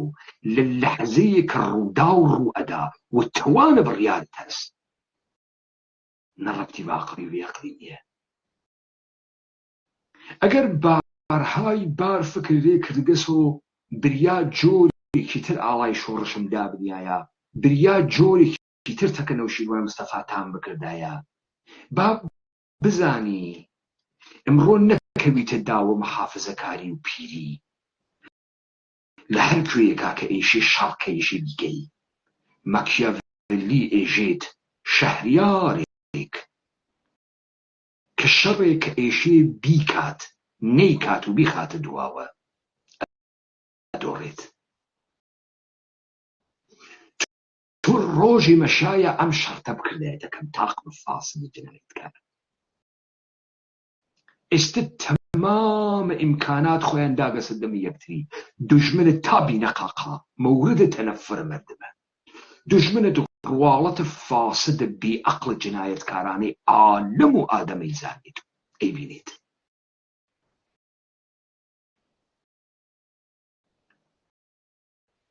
یعنی ئەو جۆرەی کە ماکیاوێلی وتی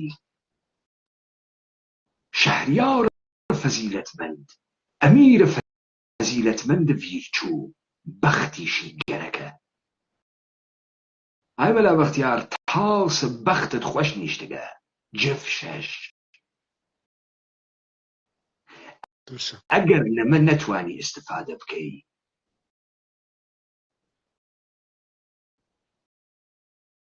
دیارە ئەو وەختیشە کە ئەو ڕەفیقانە کوژریان تەزەلزۆل بووە بەعەسە مەرگاوان. ئای مەلا بەختیار، مردمە منتەقەی هۆرامان و جافایەتی قسەیان خۆشە، ڕووت قسە ئەکەن وەکو تەلەڤیزیۆنەکانە هەرێم خەڵکە دیگە ڕووت قسەکە، پیرەژن و پیرە پیاوەکان وا دەنگیان داهەنێن و هەورامیە وتویان وەها کارێ مەکە، وتی و مردەی زیاتر بوونێ مەگێران. مردن زیاتر هیچێکم پێ ناکەن. تای ئەم جەریانە تهدیدە بە مەرگە. ئەوەی تۆ تهدیدە بە مەرگ بکە و تۆ بکێشێتە دواوە تۆ ئەوی تۆ بەردەی. ئەمە لە ماجراوی خودایگان و بەردەی هێگلان زیاگە. ئینسان سەروەر ئینسانێکە وا تەحمیلە مەرگەکا بە بەرامبەری و ژیانە خۆی بە سوخرە ئەگرێ و بە بازی ئەگرێ. یاران ئاخێز وانە ژیانە خۆیان بە بازی ئەگرن تا تهدید ژیانە بەرامبەر بکەن، یا چۆک دائەدە یا نابودیەکەی. یا نابودمانەکە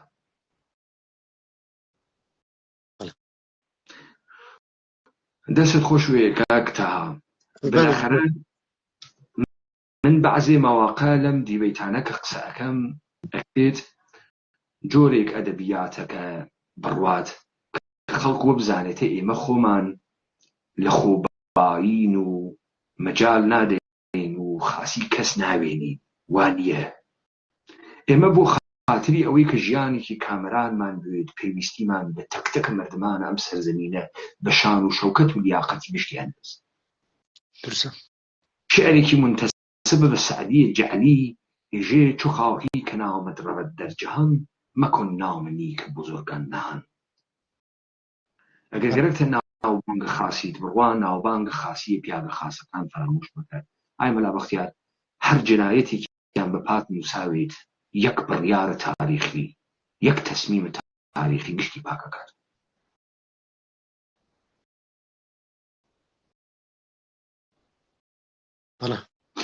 واجب بۆ ئەم قسانە بکەم چون خەریکن ئەو کاورا گەمارۆ ئەدەنێ خەڵەتێنن ئەوەیشی هاتە دەور و بەرت گەرەکی و تێخە کولکاتۆ با بزانی ئەمانە بوحرانە گەورەیەکیان هەست تۆ بۆیان تەئید نەکەی نانیشتە سەر تەخت بەڵێ دەست خۆش بە کاکوێمان جەنابەت ئەڵبەتە کە کاتێک ئەمانە دەستیان بر بۆ لاهور هەر لە یەکەم ڕۆژەکانەوە یەکسری نەسایحت کرد بە ئاغای لاهور شێخجەنگی کە دەقا و دەق پشت سەری یەک ئەوەی کە جەنابەت فەرموود هەمووی بەسەر هات وەگەی بەم مەقتەعی ئێستا وگینا و کاتێک کە ئەو هێزی هەبوو قودرەتی هەبوو زاهرەن پشتیوانی ئەکسەریەتی یەکێتیشی لەگەڵ بوو و پشتیوانی بەشێک لە جامعەشی لەگەڵ بوو هەر لە ڕاستایە ئەم بەرەنگاریەی کە حتا ئەگەر لە ڕوانگەی نمایشی و ڕواڵەتیەوە بێت لەگەڵ ئەم فاسدانە خەریب و لە خۆی نیشان دەدات حەسفکردنێ بافڵە تاڵەبانی لە مەقتەعە سەرەتایە دەستپێکی ڕوبەڕووبوونەوەیاندا زۆر ئاسان بوو بۆ لاهور بەڵام ئەو جورئەت و شەهامەتی ئەوەی نەبووە ئەمان توانیان بە گەمارودانیەوە بە تەوتەعا بیکەشنە ئەم مەقتەعەی کە ئێستا هەیە و ئەما دەتوانێت نمونەیەکی زۆر جوان بێ بۆ کەسانێک کە لەمە بۆ دوابیان هەوێ هەر ڕوبەڕووبوونەوەیەک لە هەرێمی کوردستاندا لە بەرامبەر هەر جۆرە دەسەڵاتێکدا بکەن ئەگەر پێگەیەکیان هەیە تۆ وەختی یەکەم هەنگاو یەک قەدەم کشایتەوە حتمما تازە دەکشێتەوە یەکێ لە خەسڵەتەکانی عەلیە خامنەیی کاکبمان ئەوە بۆ کە هەمیشە تەکیدی لەسەر ئەوە کردوتەوە کە لە بەرامبەر دوشمنتاندا ئیتر ئەوەی کە سیاسەتی دەوڵەتی ئێرانی چۆنەوانە بارحاڵ بەڵام ئەم قسەیە بارها لە زمانی عەلیە خامنەیی بیستراوە کە لە بەرامبەر دوشمنتدا ئەگەر یەک هەنگاو بکشێتەوە دوشمن پاشەکچەی زیاتر پێ دەکاوەتەوە بەرەو شکست دەبێت. خب ئەم قسەیەکی زۆر دەقیقە قسەیەکی زۆر درستە ئیتر لە زمانی هەر کەسێکەوە بکوترێت یەکەم هەنگاو بە جورئەتەوە بە شەهامەتەوە ڕۆیشتی پێشیە حتمما شکست بە دوشمنت دێنی و یەکەم هەنگاو کە کشایتەوە حتمما شکستت پێ هاتووە بۆیە پێم وایە ئێستا مەقتەعەیەکی یەکجار جوانەوارە و جۆرێک کە جەنابەت فەرمووت شڕایەت لەوە مهەیاتر نابێت بۆ هەر کەسێک کە بیهەوێ نەک کەسێک بە مێژووی مەلا بەختیار من پێم وایە شڕایەتێکی ئێستا لە ئیقلیمی کوردستاندا فراهەمە هەر ئینسانێ بتوانێت هێزێکی زۆر بچووک لە خۆی کۆ بکاتەوە و هەر جۆرە بەرەنگاریەکی حماسی بە شێوەیەکی حماسی بیهەوێ لەگەڵ ئەمانە دەربکەوێت حتمما توودەیە عەزیمە خەڵک لە پشت سەری خۆی دەبینێت و خەڵک منتەزرە ئەم لەحزەیە و ئەگەر سیاسەتمەدارێک دەرکی بەوە نەکات لەم مەقتەعەدا کە ئیتر گەیونەتە ئەو پەڕە هەزیز ینی جامعە لەو پەڕە نابودیە خۆیدایەوە ئەگەر کەسێک سیاسەتمەدارێک نەتوانێت ئەلەمە هێز دەربێنێت بە ئیمکانات و بە تاریخێکە شخصی وەکو مەلا بەختیاریش هەیەتی ئیتر واقعاً حتمما ئەو تەزەلزولەی کە جەنابەت باست لێ کرد لە شخصیەتە تەثبیتە لەسەری بزانە ئاغاگیان ئیمکانات بە تەنهایی حەلکردنەوەی مەسائل نییە فرق کەسی ئیمکاناتی هەست مەسئلە سەر ئەمەسە تۆ بۆ هەر شتێک لە بازاڕ خۆیە ئیشێ بگەڕی بزانە ئەمانەی کە تازە نەوکیسەن و هاتبن و نمایش ئەدەن احتیاجان هەست بە یەکێکی خەریک و مەلا بەختیار کە بوویان مهر کا سەرکردایەتیان. ئەگەر مەلا بەختیار مهریان نەکا 1000 ئاو بڕۆن حد ئەقل لە مەنزەرە یەکێتی بوون و بوویان ناچەسبێت تا سۆحا بڕۆن مناڵە جقلە بێرن تازەوە دەوران ڕسیگ بێرن بۆیان مۆر بکا بۆیان ناخونجێت. ئەمە بارە ڕەوانی هەست کاکە تا لە داستان فاوستە گۆتا فاوست تەمام دنیا تەسخیرەکە بەسەر تەپۆڵکەیەک و کێڵێکی پیرەژن و پیرە پیاوێکی کۆن ماگەسۆ بەناوە بوسیس و فیلمۆن. بوسیس و فیلمۆن کێڵێکی کۆنی قەدیمیان هەست کە تەک تەمامە ئەم جەهانە ساختە فەرقەکە پڕ لە میهرەبانی و میهماندۆستی. فاوست خۆشیانی گەرەکە بەڵام فاوست ناتوانێت تەحملکە ئەم کێڵە تەسویرە جەهانە مۆدەرنە ئەم زایعەکە.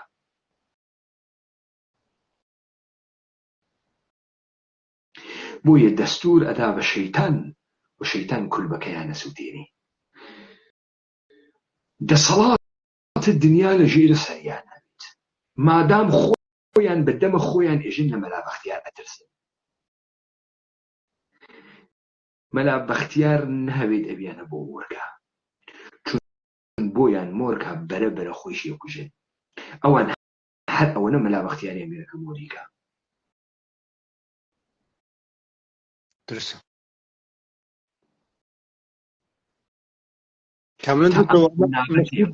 تا تێپەڕین. ئەمە بە قسەکانی شێخ زەفەرەوە کاملەن مەشهود بوو. ئەمە تەواوی مەسئلەیان بەحران شەرعیەتێکە کە مەلا بەختیار حەل دەبێ. کاملەن درستە. هەداخەل مەلا بەختیار دەمەوەرە و قسەزانە و مێژوویەکی وا پێ و هەر قسە بکە لێ حەڵدات و ئەم داعفیشە ئەگەر قودرەتە یەکێتی لە پشتاوێت هەر کارێک دەکات و وا حەسابیان کردبێ کەم شەرعیەتیان پێدا. مەلا بەختیار بزانێت ئەمەیانە بۆ مۆهرکات مەلا بەختیار ئەرزشی نابێتەوە. ئاخرین فایل ئاخرین نووزەیشی تیا ئەمرێت تەواو. ئەو وەختە مەلا بەختیاریشی بە شوێنەوانە هەڕاکە. بەڵێ دوو کەس ئێستا لەوانەیە کە زاهرن تەمەنێکیان هەیە لە شانی بافڵ مەوجودن. یەکیان ئەم شێخ جەعفەرەیە یەکیان سعدی پیرەیە. هەردووکیان خۆ بە تەمەنی بوونێک کەرێک نەستیان وشتێ بێ شەخسیەتن. بەڵێ تر هەردووکیشیان تایتر تا ئەوجی فەسادەکە ڕۆشتن ینی تەنانەت فعلی ناوگەڵیشیان هاتە دەرەوە. ینی بۆ سیاسەتمەدارێک کە شەئن شکوێی بۆ خۆی قایل بێت دانیشتن لە پاڵی ئەمانە دەخەن فەرمایشی جەنابتە ئەو جێنابوودی و فەسادی تر تەواوبوونە کۆتاییە.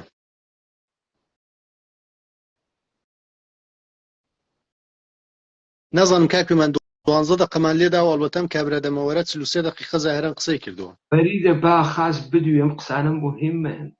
بەڵێ کۆنانە یعنی لەگەڵ ئەوەی کەوا بێنەوە ناو ئەنجومەنەکە من نەک لەگەڵ ئەو سەرکردە کۆنەکان بەڵکو لەگەڵ تاک بە تاکی ئەوانم کە لە یەکێتی عادز بوون لە ئەندامێک و لە سادە لە کۆمیتەیەک تا ئەگاتە سەرکردەکان هەر یەکە بە جێگەی خۆی پێویستە هەنگاوی یەکەمان ئێمە یەکێتی ناوێکێتی دروست بکەینەوە و ئەوەش بەوە بێ بە ئاشکردنەوەی هەم ئەندامەکانمان هەتا ئەگاتە سەرکردە دیار باوەڕەکەی تۆ یەکێتیت ئیسە تازە گەرەکتانە یەکێتی دروستکەن و مە تۆ خۆت نەتۆ یەکێتیت و خوا هەڵی ناگەی و پیرۆزە لە گشتمان و کنگرەکەمان فرۆ جوان و یەکێتی خەلکیلانەیەکی زەریفمان هاوردە سەردەر و ئیسە تازە گەرەکتانە دروستیکەن و بڕۆین تۆریاگەکان بێرین یانۆ تا یەکێتی دروست بێتەوە. دوێنێ کابرا کوتی ئەمەی کە ئێستا هەیە شتێکی نامۆیە لە یەکێتی ناچێ ئاغای شوان داودی ئێستامە اعترافی پێکرد دەبێ یەکێتیە ناو یەکێتی دروستکەینەوە یعنی ترمە یەکێتی نیە قسەکەی شوان داودی کاکە خۆشیان نەزانن نییە خۆشیان نەزانن حەچێ نییە نەمەتنە نەئیدەز نە تاقیبە هیچێک ئەکا هیچی نییە کۆمەڵی ئیمکاناتە ئەوەی کێ گرنگە کاک بمانەمە هاتوو درستی کە بەڵام خەریکە بەجور تێکیەدا واقعان ئەگەرەوە هەرێمە ڕۆژنامەنووسی تیا بووە و ئەگەر ڕۆشنبیری تیا بووە ئەم قسانە فاجعەیە کەم کابراریکە بەرچاوەکان دکتۆر بەرهەم بۆچی بەشدار نەبوو لە کۆنگرە بەتاکید دەبێت بێ لە خۆی بپرسی بۆچی بەشدار نەبوو من پێتێژم دکتۆر بەرهەم بۆ بەشدار نەبوو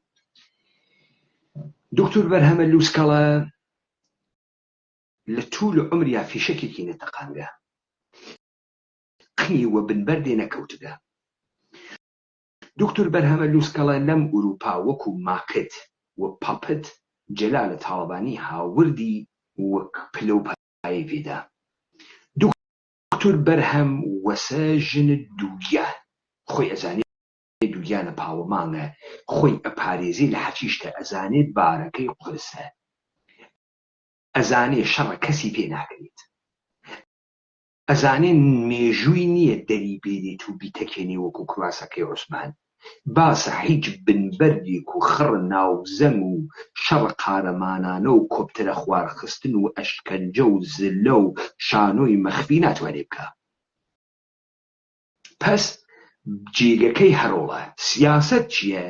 سیاسەت ئەمەسە تەزاد و دەمەدەمەتەکە هیچ کەسێکانەکە ئەو یەکسەرە هەڵگیریاگە لە ئوروپا و ئەمریکا هاوریاگە بە سەرۆکە هەرێمە کوردستان یەکسەرە بە سەرۆکایەتی دەسی پێکردە بکەوێتە دەمەدەم ئەیوەن تا بەرۆکایەتی دەرنەتیجە ئەو سەنە خۆی ڕائەگرێت دوور ئەکەوێتەوە ئەڕوا ماوەیەک خەتە خۆی جگەیەکاتەوە وەختێ لە حەدە سەرۆکایەتی دووبارە بەرخۆڵیان تەکا کردو قوت قوت قوت قوت تێتەوە ئەوە دەلیلەکەیسی ئیستە تۆریاگە چووگە بۆ ئامریکا نە تۆریاگە چووگە بۆ ئامریکا لەم فەزان نەیگەرەکە پریسکەیەکی بەرکەوێت دا بزانێت کێ ئەیواتەوە کێ زۆردارە هەرکە زۆردار و بەرهەم قوت تێت و لە پاڵی دەستی دائنیشێت خۆیشی خاص بدانێ چون مەقتەعی سەرۆک هەرێمە کوردستان وگە مەقتەعێکیش ڕئیس جمهورە عێراق وگە لە پاڵە دەسە هەر کەسێکە دانیشێ بالآخرە استفادەیەکی هەسێژ نەهام سەرۆکە پێشووی ڕیاسە جمهوری عێراقیش حەز بە ئێماکە بەرهەم کاورای زۆڵێکە وەسە پیرۆژنێک قرچۆڵێک وا کۆنە ئەفرۆشی وە نەرخە تازە قیمەتەکە خازوە لە دەستیا حاڵیت بوو بەرهەم وڵمە گۆشتخۆرە پای مەجلسە کاری بە تەدارۆکات نییە کێ کاوڕەکە گرێکێ سەریە و ڕێکێ پێسیەک دێت و کێ فوویەدا کێ ئەیگورێت کێ پارچە پارچەیەکا کێ لێ ئەنێت ئەو بە ڕازاوایی سفرەکەی گەرەکە بێتە سەر و ڕانەکە بکێشێت و دەبا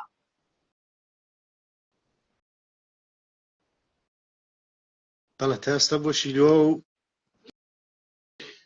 وەلی ئاغا بەرهەم تەمام شد باوەڕکە ئەم دافتەکە منە تەرەفی بەڵام دکتۆر بەرهەم لە دەرەوەی کۆنگرەکە هاوکار و یارمەتی دەربووە و سەفەریشی کردبوو جا ڕەنگە سەفەرەکەی هۆی ئەوە بوو بێ بە بەشداری نەکردووە و یاخود لەگەڵ سەرۆکی کێتی قسەی کردووە کە بە ئیشێکە ڕوا بەشداری ناکات حقت نازانم بۆ بەشداری نەکرد یعنی بەڵام بەشداریەکەی معارەزە نەبووە بەشداری نەکردنەکەی وەک معارەزەیە نەبووە پێم وایە پەیامێکی ناردبوو ئەنجامی کۆنگرە هەر شتێک بێ من پشتگیری لێ دەکەم هەر پێش کۆنگرە بە حقەتەوە ڕێی بوو کە پشتگیری لە سەرۆکی یەکێتی و ئەنجومەنی سەرکردایەتی هەڵبژێرا و کۆنگرەیە کەسە دێری نەکان ئەگەر هاتوو نهاتنە ناو ئەنجومەنەکەی بەڕێستا پشتگیری لە سەرۆکی یەکێتی و سەرۆکی هەڵبژێردراوە ئەنجومەنەکە دەکات، یعنی هەر کەسێک بێ بۆ فەرق ناکات و دێتەوە پشتگیری لێەکە. نەتەبیعەتەن خۆ ئەم بەرهەمە کەوتکەس و سەرە شانس بەختی خاص هاوڵگیری ناوچاوانە ئیتر خۆ بە جوانی نییە و کەلەی کەچەڵێکی خاچیشی وابێوە هەر توێڵە لە ئامەسەڵ تا پشتە سەر شانس هاوڵگێسی بۆی زۆڵتەرینە ناویان ئەوە شاری ترین ڕەفتارێک کە ئەکرێ لە ناویانە ئەوە خەیلی پیچیدە ڕەفتارەکە بۆ ئەوان پیچیدەسا بەڵێ ئایێ بەرهەم تانەوە و نەبوونە ئەندامی مەکتەبی سیاسی ژیان لە ئەنجومەنی پشتیوانی بۆ نمونە یەکێتی چۆن تەماشایانەکەن سیفەتیان چی دەبێت لە ناو یەکێتیە؟ یەکێتی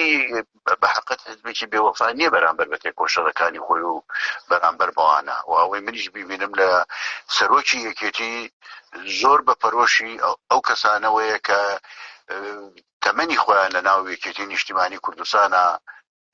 بەسەر بردووە لەبەر ئەوە من پێم وایە هەوڵی تەواو جددی ئەدات بۆ ئەوەی کە بتوانین ئەوانە ئاشکێنەوە و ئەوەشی کە ڕەنگە ئەوانە نەبن بە معارەزەی یەکێتی. شێخ جعفەر پێتم وت جعفرە شێخ تۆ یا خۆتکەری یا فکرەکەی مردمە مانای قسە نافەمی باوڵە شێت باوڵە بێ شەرعیەت وا تاریخ ژیانە خۆیشی سوعالی وا لەسەرا لە بانسرە کڵاپە گەی ئیسە گەرەکی بوێتۆ سەرۆکە بەشێک لە ئەقلیمە کوردستان مەسئلەیە ئەم مردمە ئەمەسە باوڵە بانسرە کڵاپە گەی بۆچی لەو جێبێ دانیشت بێ مەسئلە ئەمە نییە باوڵ بۆ $100 ناداتی باوڵیش خۆ ناتوانێ قەبکاوە سەرە هەرچی پوڵە بیخوا پوڵی بۆچی گەرەکە بۆ ئەم مەسینە هەڵگرانەی دەوروبەری باوڵ تەنیا کارێکە بۆی مهمە ئەمەسە بە سەرۆک باوڵ بنیشێوە بچەسپێوە بنووسێ ئەنا لێو دوڕۆ هەر کەسێ ماساوەکە ئەو $100 فرەدەت کش کەسێ ئەو کارە متوجه بووی بێوەفا نییە مەسڵەن چی بکایسە مەسڵەن کاورا پێبێژێ بافڵ تۆ بەچی وات لێ هات بێوەفاس یا باوەفاس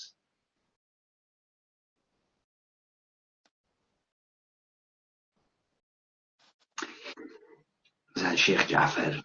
جعفر شێخ ئێوە دەوڵەت نییە نەها ئەم مردمە مەجالە تەڕاتێنی لە دەوڵەتی عێراقا هەست لە حەشد الشەعبیە هەست لە حیزب الدەعوا هەست لە پارتە دموکراتە کوردستانە عێراقا هەست مەجالە بازی هەست هادەسی وەسیا لەسۆر مردمە تو نظامە مطلقەیە حاکمە حیزب بەعسە ئشتراکی نییە خەڵکی هیچ بژاردێتنی دەوێت متوجه بووی؟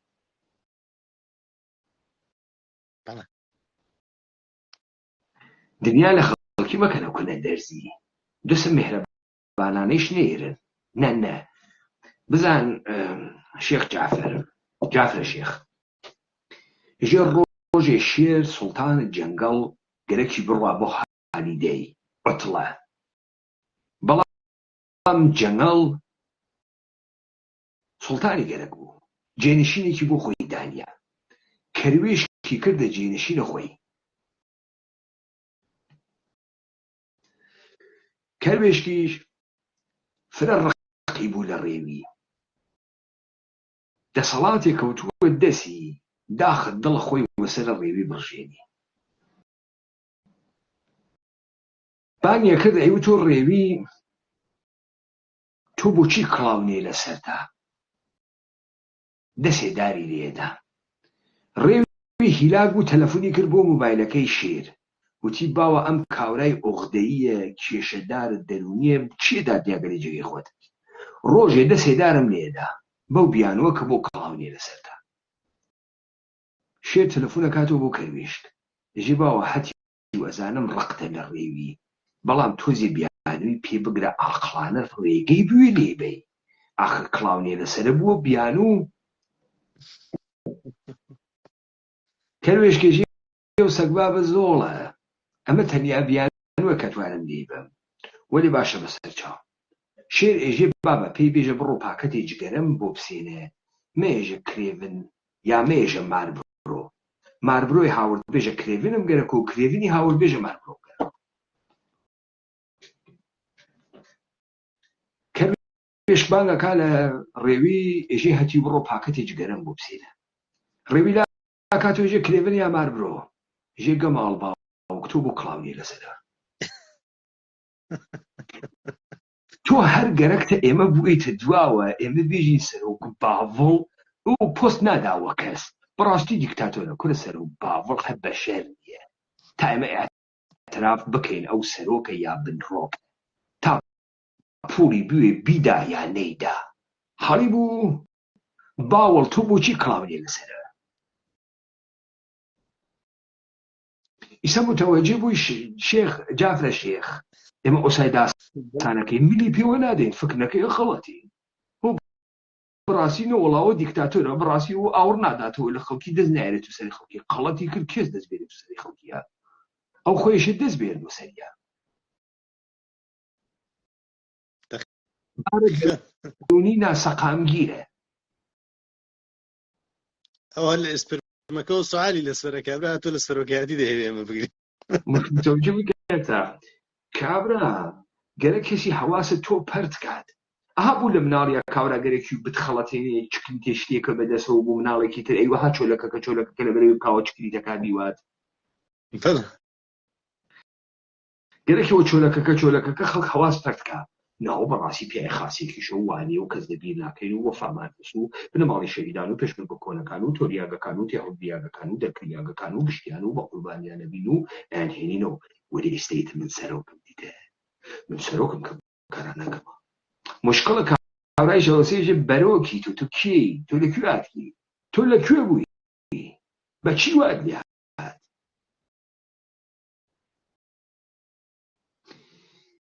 ئیسا گرتە ئا جعفەر من نایڵن تۆ ئاو خۆش لەگەلوی بخواتە خوا خیاڵ ڕاحەت بێ فەرموو کەتی بەڵام ڕەنگە هەندێکان کار نەکەن لەناو ئەم سەرکردایەتی ئێستا بەڵام پێم وایە پشتیوان و پشتگیری وەکو یەکێتی پشتیوانی و پشتگیریەکەن و بە یەکێتی ئەمێننەوە قسەی زۆر هەبوو لەسەر هەبوونی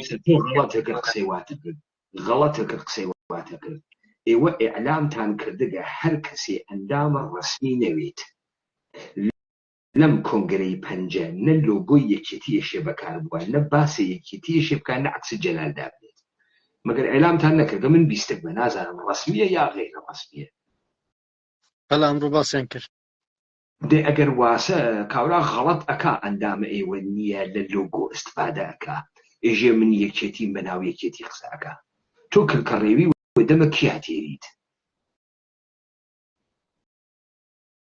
ئەسەن خەتەرە کاورا باسی یەکێتی بکە چون دیان بەداتە دەستە تۆ و هێزە تۆقێنەرت بڕۆت دەسەریوی تۆقێنی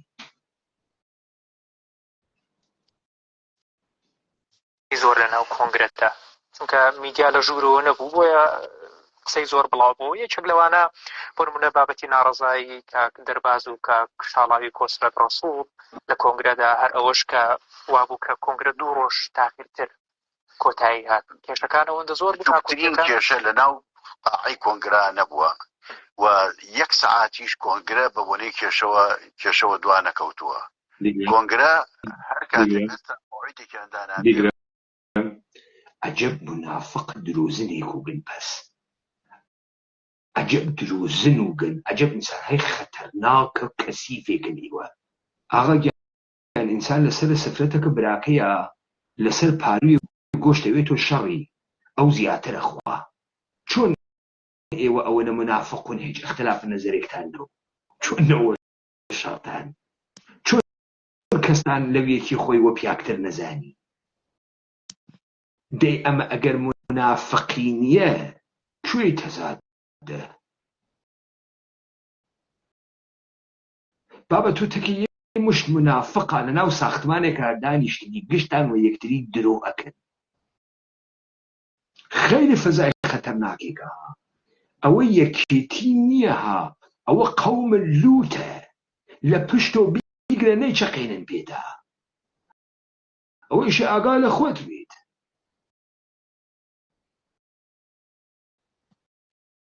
ئەم مشکلی نییە خۆشەیە ناجددیژم ئەم کەرەکەرەی ئەمانە ئەیکەن نازانم ئەمە لەکوێ هات کە لە دەهات هاتگە نازانم 4 نەفەر ئینسانی چاو پێی نەکەوتگە ئەوە قسەست وڵا اختلافمان نەبوو خوا لەخوا بزیاد بێت و تەبابووین و لەسەر چی تەبابوون منافق مەگەر ئێوە حیزب علمانی نییەن مەگەر هەدەف ئێوە پاراستنە بەرژەوەندی خۆتان و حیزبیتان و مەردمێ مورد ئیدعاتان نییە دە ئەم بەرژەوەندیە تەزادی واتیە زدیەتی واتیە سەر و خوارکردنی واتیە چەقەچەقی واتیە تۆ کیلۆیە پرتەقاڵ ئەسێنیت سەعاتێ چەقەچەقەکەی دەکەکاو دینارێ هەرزانتر بێت تۆ گەرەکتە شوو بکەیتەوە کاورا 2000 دانە چی بۆ دانی ئەوە چی لێمە دەیت و چۆنە ڕۆیتە دەرو ئەخلاق چۆنە سوبحانە هەڵسی لە خەو چۆن ئێوە هیچ پرسیارێکتان نییە ئەسپە پێشکەشیە دانی ناژمێرن مشتێک کەر و حیوانتان جەم کردگە هەر کەسی خاص مەسینەی خاصە کات و دەسماڵە خاصە کێشەی هاوردەکتان لەسەر ئەوێ دەیتۆ لە ناوە قەوم المنافقین و وا چۆن دڵە گەرمە کە پشتە گەرمە یەک شەقەتێ هەڵبەم یەکێکیان بەدەور تۆ نابێنیت منافق تۆ ئەزانی ئەمە چ خەتەرناکە ئەمە خیلی خەتەرناکە ئەمە نیشان ئەدا تۆ بنە هەنگەڵە بۆشە یەک فوت لێ بکەن ئەوەری وەیتە تۆڕە چرا تۆڕی چرا لوکسی فویەکە لێ بکەن ئەوەری کێ ئێوەی کردگەسە سیاست مەدار و ڕەجالەی سیاسی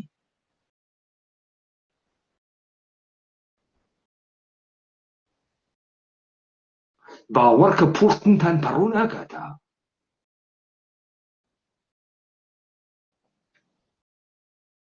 بەڵێ هەڵێتیان ئەبێ مەگەر شتێکی فەنیە شتێکی یەکێک لە عینەکان دواکەوت بێ یاخود شتێک هاتبێتە پێشەوە کە دواکەوت بێ ئەینا سەعاتێک هیچ کاتێ کۆنگرە دوا نەکەوتووە لە مۆعیدەکانی خۆی بەڵام بە تاکید مناقەشە هەبووە لە بینی هەموو لاکانە کە بۆ چۆنێتی هەڵبژاردننی سەرکردایەتی کێ بێتە سەرکردایەتی کێ نەبێتە سەرکردایەتی ئەو ئەوانە هەبووە بەڵام کێشەیەک تۆ درۆ ئەەکەی ئەم قسەی مناقەشە یعنی دیبەیتان کرد بۆ دیبەیتکردن ئێوە ئێشە یا تاک دیبەیتان کردوێ یا کۆمەڵێک کە لەسەر نوێنەرایەتیە کۆمەڵی لەو 600 نەفەریانە کردگە دیبەیتیان کردگە ئەو لە مەرتی کە یابوو 600 نەفەر وەیەک و تاک دیبەیت بکەن 4 ساڵی پێچیت ئەمە یەک چون ئەمانە ڕاندۆم ئێشێ هەر کامیان بەن لە یەکتری دوو ئەگەر ئێوە کوتلەن لە ناوی یەکتریان کوتلتتانە چێشەکریە ئادەی کێو بن ئەم سەرانە دیبەیت کەرتانە کێو بن ئادەی بۆ درۆ ئەەکەی من ناقەشەمان کردگە و قەشەمان کردگە و خوتیلکەمان داگە بۆ درۆکەی خۆت دادەی بخە دەرەوە فیلمە ئەو کۆنگرەتانە بزانم ئێوە دیبەیت و میبەیتش ئەزانن بکەن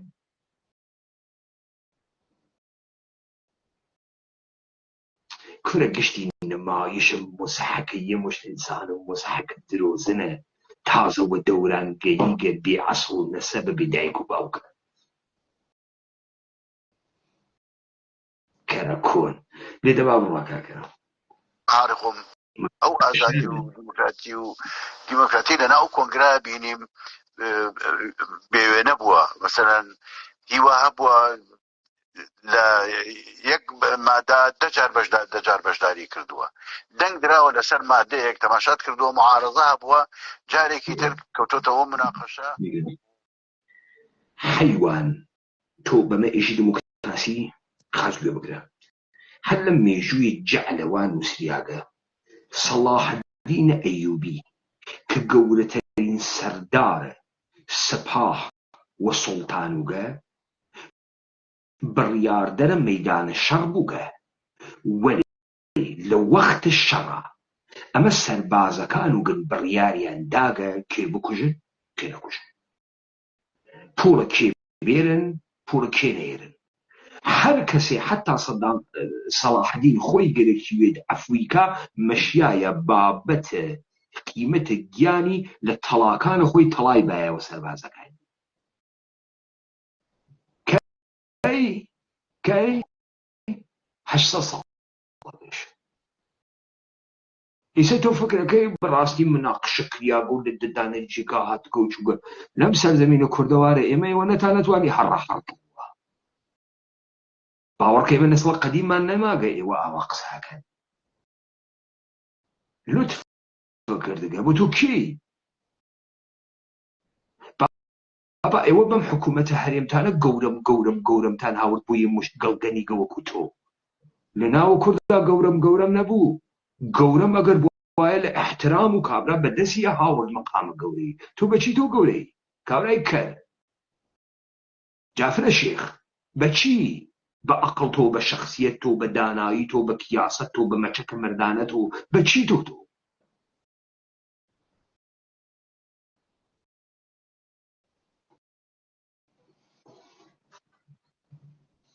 دموکراسی تیا بووگە گۆڕانکاری لەو مادا کراوە کە دەنگی لەسەر دراوە بە شێوەیەکی ئەوە خەڵک ئازادانە ڕای خۆی دەربڕیوە کەواتە ناکۆچی نەبوو لە نێوان ئەو ناکۆچی نەبوو بڕە حەریج نەبوو بێ بەڵام ئەو ناکۆچی نەبوو بێ ناوکۆچیە بێ کە بێتە هۆی دواکەوتنی کۆنگرە هەر مناقەشەکردنی مادەکانی پەیڕەوی ناوخۆ دوو ڕۆژی خایان مناقەشەکان ئەوەندە زۆر بوون ئەوەندە تێر و تەسەل بوون درێژە ئەدرا مادەی وا بوو ساعاتێ زیاتر مناقەشەی لەسەر کاک شێخ ئەگەر وێنەیەکی ناو کۆنگرە بۆ خەڵک بگوازیتەوە بۆ جەماوەری یەکێتی چۆن بوو مناقەشەکان تاوەکو چەند سەڕیح بوون زیاتر بۆ نمونە ئەندامانی کۆنگرە لەسەر کام خاڵانە و بە تایبەتی گفتوگۆی زیاتر کرا چ شتێک کاتی زیاتری ویستاوەکو بگەن بە ئەنجام لەسەر هەموو خاڵێک لە خاڵەکان لەسەر هەموو مادەیە لە مادەکان کە خەڵکیش ئەگەر بە بەسیتی زانی بێ مناقەشەی زۆر کراوە لە هەموو شتێکە یعنی کە باسی مەکتەبێک کراوە کە باسی مەڵبەند کراوە کە باسی خۆڕێخستنەوە کراوە کە باسی کۆنگرە کراوە کە باسی پەرلەمانەوە هەموو بەشداریکی یا باسی ڕێکخراوە دیموکراتیەکان کراوە بەشداریکی کاریگەر و بەرچاو کراوە من خۆم ئەگەر شتێکە بواە ڕێگریەکە بواە لە قسەکردن و ئەمانە بەسەراحەت ئێستا چێ باس نەکردبووە بۆ هەموو کەسکە بزانێ بەڵام شتێکم نەدی گرفتێکم نەبینی ڕێگریەکم نەبینی لە بەردەمی برادەرەکانە مەسەن جاری وا هەبووە ئەوەی لیژنەی سەرپەرشتی کۆنگرە و توێتی 2 دقە قسە بکە 5 دقە قسەی کردووە نەیانتوانی پێی ببڕن مەسەن هیوا هەبوو ڕێگەی پێ نەدراوە قسە بکرێت تەماشاکەی ماشەڵڵا لەو موعجزاتە ماشەڵڵا لەو دموکراسی جوانە ماشەڵڵا لەو گشتە تۆلەرانس و ئازادی بیر و داوەشەی گەڵگەنیک بۆ خوەت و بۆ شۆڕەشت و بۆ کوردایەتیت و بۆ مبارزەت و بۆ ئازادی گەڵگەنیگەی و لەکوێ دەرچووگەن ئەحیانەن لەکوێ دەرچووگەن بابا تۆ ئەمانەی قسەی ئەەکەی من فکر ناکەم 4000 ساڵە پێشیش لەم سەرزەمینە ئێمە مردم بە عینوانە فەخر فرۆشتوێتەوە وەڵا هێشتمان کاورا 5 دقیقە قسە بکە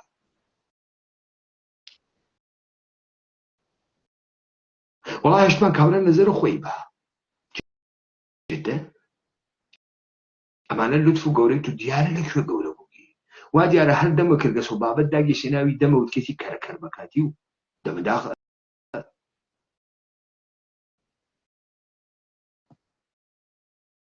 چمان ئێمانە هەر کورد نەوگن معلوم نی لەکوێ هاتکەن وەڵا 5 دقیقەیەشمان کاورا قسە بکە زۆر مناقشەیەتیا بوو زۆر ئازاد بوو زۆر کەشەکەیەکی ئازاد بوو دەی نمونونەکەیکی ئەوە 5 دقیقە کاورا مەشە 2 دقیقە قسەی کرد 5 دقیقە قسەی کرد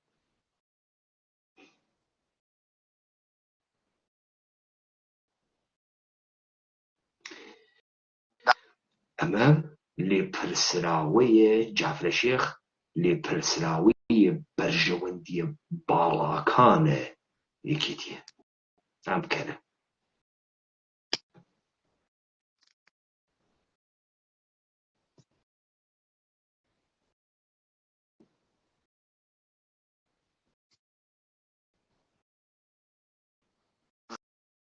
ناچار و ڕێگەیان پێداوە قسە بکات یاوە توانێت دوو کەسە بێ قسە بکات تەماشاکەی بۆ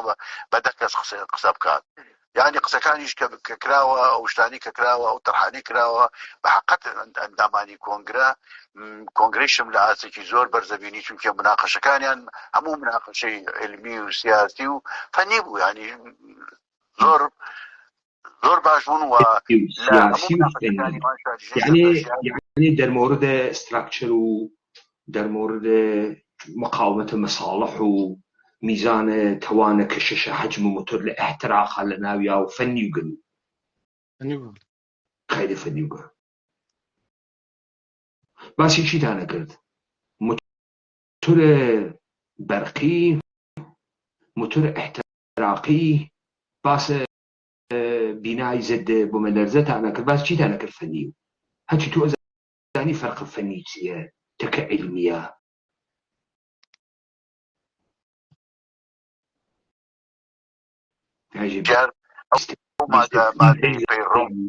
جانە خۆتان فیلمە و کۆنگرەیە کەزاییتانە بەنە دەرەوە با بتانکەینە مەسەلەی خەڵکی بابا ئێوە دولار حەپە دولار و تەلەڤیزیۆن و خنە سیلیکۆنی نەمایشێکی لێتان داوە دەرەوە خەڵک پێی وا بوو فرە ئینسانهای مهمێکن نێزانی لە کەرەکەی جاران کردرن سەنێر بماڵنەوە سەرتانە هۆهۆتان لێ بکەن و تەکە گاگەلە ئەڕۆن ئەلەوەڕن و تێنەوە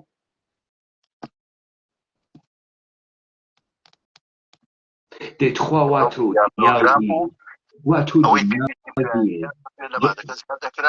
جافرە شێخ وا تۆ دنیا و بوێت مەرگە خۆش نییە من وا مەسخەرە دەکەم لە قسەکانە خۆت تخوا کوڕەکەت ڕووی هەز بێژێت تۆ بابەیتی کەنیشکەکەت ڕووی هەز شوو بکە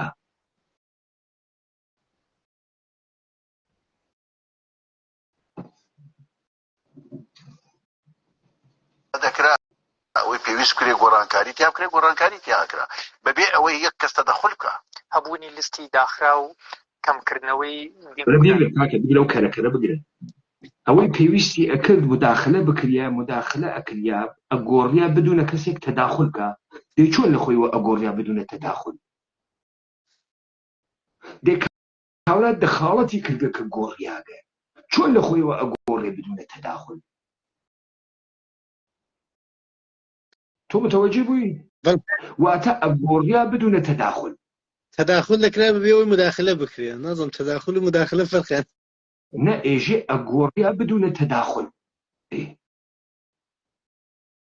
باوەڕەکە ئیشی تەداخل بکەی تا بگۆڕی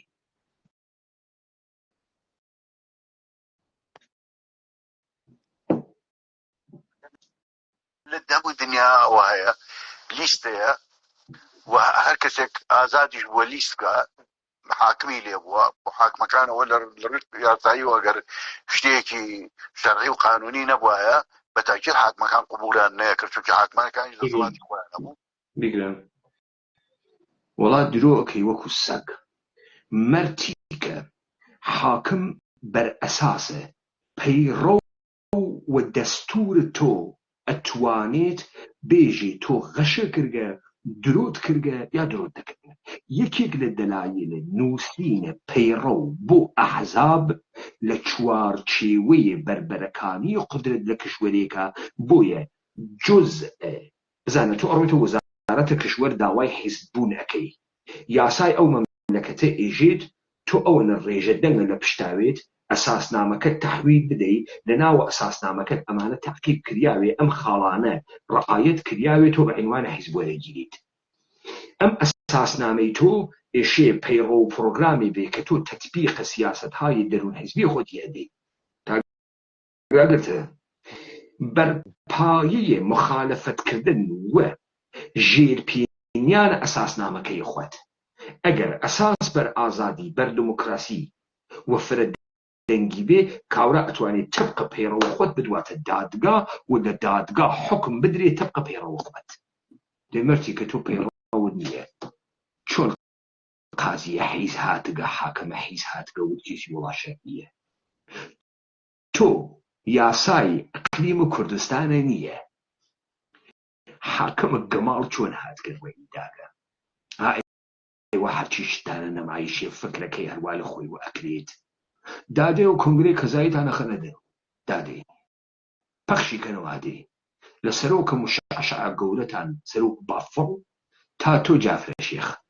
دا و حاکەمە حیزانەی تۆ ئێژی حاکمن بیان خە دەرەوە بزانم کێ دادێ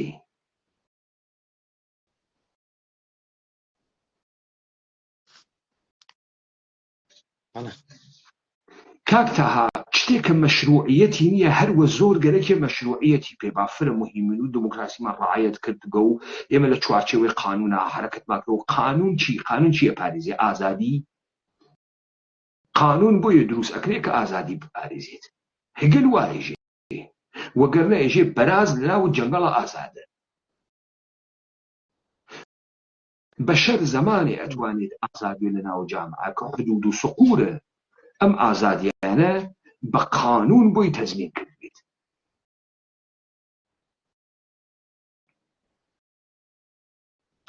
بەڵێ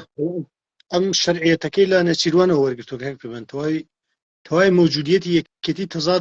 لە تەزادە لەگەڵ پارتیا معنا پەیدا دەکات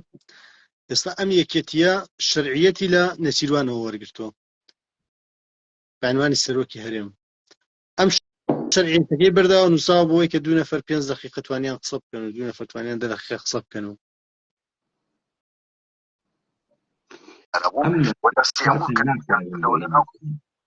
ئەم نەمایشاتە بۆ ئێمە ناتوانن بکەن کاکتا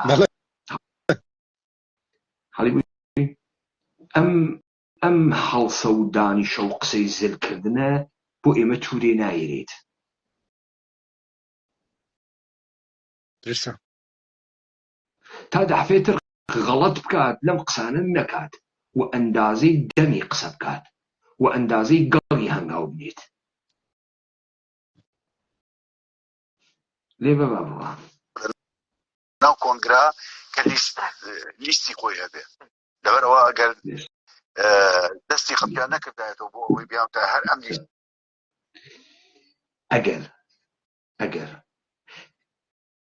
ئەگەر تووک بەرەڵاکەی قنیەی وا ئەکەوتی دەبەر دووربین کە هەی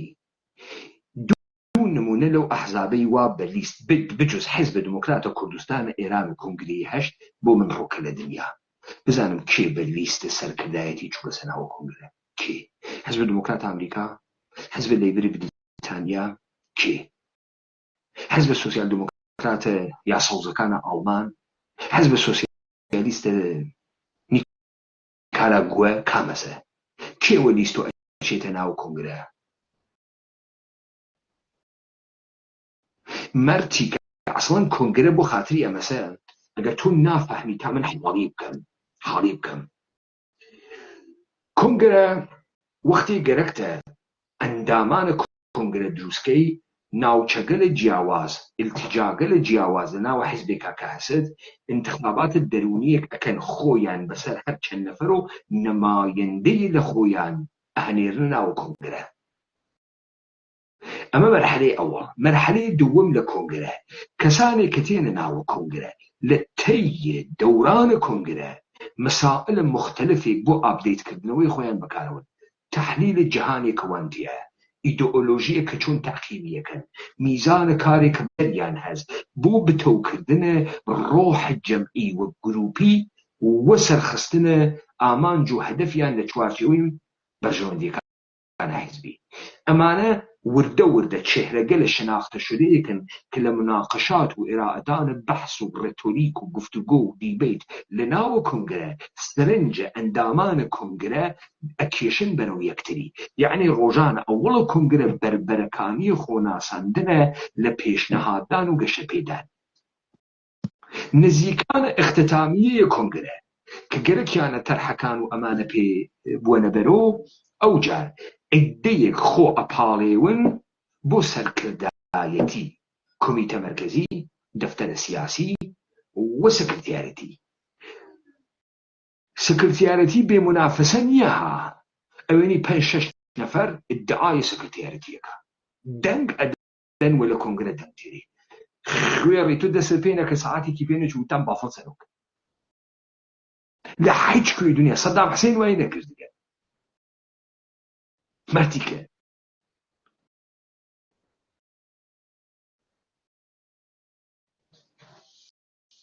فەرماغی ئەم لیستە هەیە ئەبوو بڵێن وەڵایی ئەمە دیموکراتی نەبووە بەڵام بە حەقیقەت چونکە دەستی خەڵکیان کردو و مەجالیشیان نا بە خەڵک وتیان نیو سەعات وتیان ئەگەر هاتیش وتیانەوە تەواو نەبووی نیو سەعاتی تریشیان بەرێ من ڕەنگە پێم وا بوو 2 سەعاتیشیان بدایە بۆ کەسەی کە لیست دروستکا بەڵام هیچ کەسێک لیستی دروست نەکرد و بە کۆی دەنگیش لیستەکە قبوڵ کرا کەواتە هەر ئەوەی کە باز دەکرا لیستەکەی سەرۆک ئەمە پێشتر ویدیۆیەکی لێ بڵاو بووە خۆی دەڵە ڕووی بەعسمان سپی کرد ئەمە شەرات سەر و کارنامەیەوە خان کام کارنامە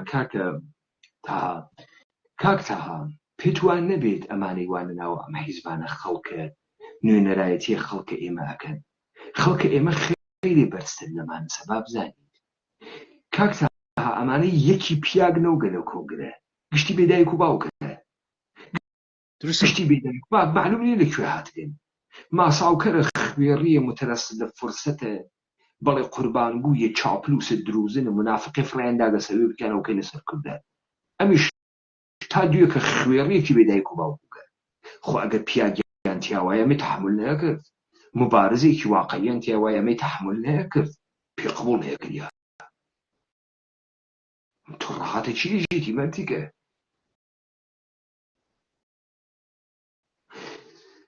تۆ واقعەن ئەگەر 1 ساعت بۆ ئازادی واقعا 1 ساعت بۆ ئازادی سەختی کێشاوێت بە هیچ کەسێ ناڕۆیتە دواوە شەریکەی ویان منشانەدا هیچ کەس حەقیقی نییە کە گشتی درۆزنە خانە نێعمەتە گەلە ئەمە نیشانەدامانە هیچ قدرەتە واقعیەک نییە لەگەڵ ڕووبەڕووبوونەوە تەکە هەر هێزێکی واقعیە بەشی 25 دقیقە ناکەن کاملە دروستە تۆ وا تەحلیلەکەی حملەکەیت دوژمنێت ئەڕۆی ئێژی دژمن تەفرقەی واتیا سپای دژمن فاسدە ئیمکاناتەکەیان وە دەرد ناخوات گشتی درۆزنە تەکە یەکتری ڕۆحە هاوکاریان تیان نییە هیچ کەسی ئاعتمادی نییە ئەم لەشکرەش کەست خوارد بگات لیستە یەک فویلێ بکە گشتی دەرەچی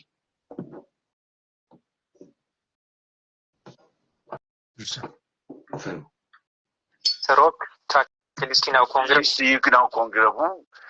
بەڵام لیستی تەنها سەرۆک نەبووە لیستێک بۆ کە مناقشەی لەسەر کراوە لەلایەن بەشێکی زۆری ئەو کەسانەی کە لە کەرکووک بێ لە هەولێر بێ لە سلێمانی بێ ئەو کەسانەی کە بەرچاون و شارەزان لە هەڵبژاردننی ئەندامەکانی سەرکردایە کۆنگرە ئەمجارە دەسەڵاتی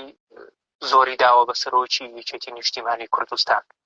هەندێک دەڵێن ئەم دەسەڵاتە زۆرە گلەیان لێ هەیە و دەشڵێن لەگەڵ سروشتی یەکێتی نایەتەوە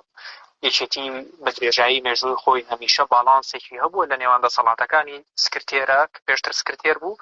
لەگەڵ سەرکردایەتی و مەکتەبی سیاسیدا بەڕێستان وەکو سەرکردەیەکی دێرینی یەکێتی چۆن لە ماڕوان دەسەڵاتەکانی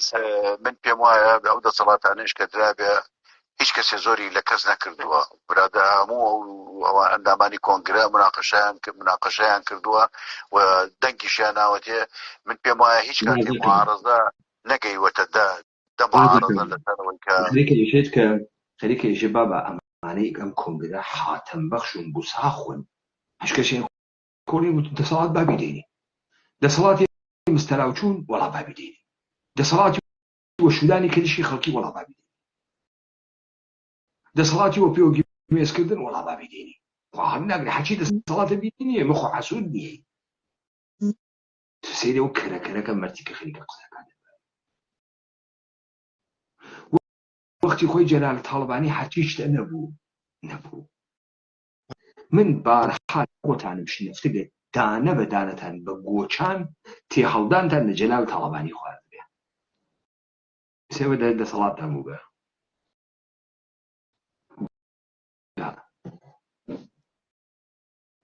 کە بڵین بەنەخێر دەستی بەرز کردێتەوە من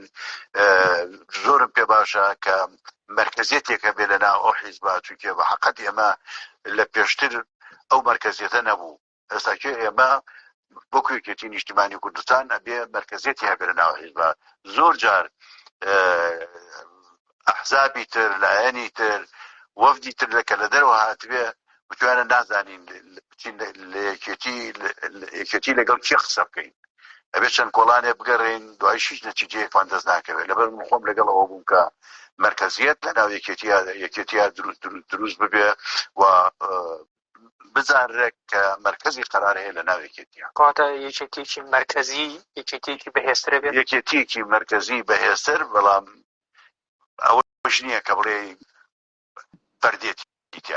وانە بەڵام یەکێتی ئێستا زۆربەی قەراراتەکان ئەگەر سەرکردەوەیشی بیدا ئەگەڕێتەوە بۆ ناو مەکتەبی سیاسی ئەگەڕێتەوە بۆ ئەنجومەنی باڵا بەو شێوەیە بێت دووبارە ئەنجومەنێکی پرسیاري شەیە ئەحتیمالە زۆر جافرە شێخ بەبەم گیان با فێرەکەم ڕۆڵەگیان خاستگوێ بگرێ کاورای کرد با من نمونەیەکە لە ئادۆڵف هیتلێر بۆ بێرمەوە کاورای کرد ئەوەی ئێوە هەستانیستە مستەراوێکە بە ناو یەکێتی کۆنگرەی پەنج حیزبەها ساختارە دەوڵەت نییە حیزبەها تۆ نە پوڵت هەست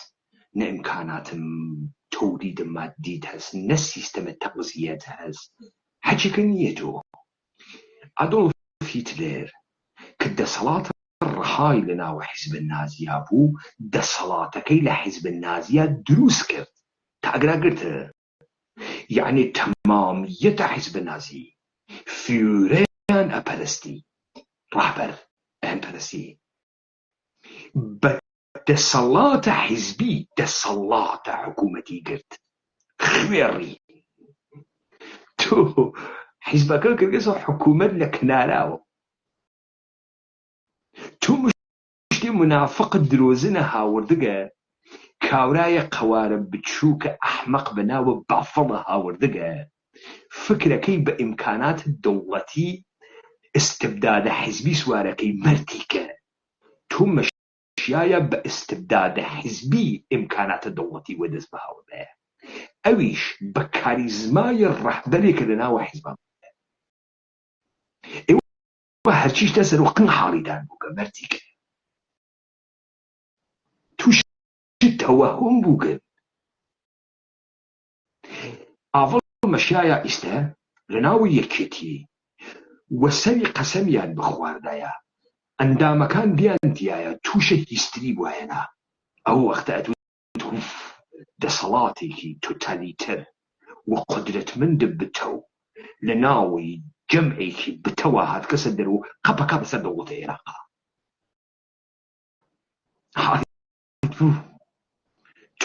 تۆ وە نەمایش و زۆرە دەوڵەتە عێراق و پوڵە بوجە و مەعاشە نەفتەکە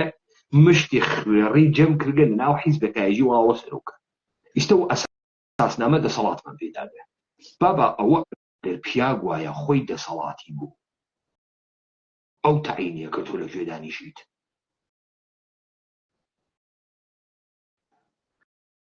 متوەجه بووی چەندێ پوشاڵیە بەڵێ خەمە سەرێ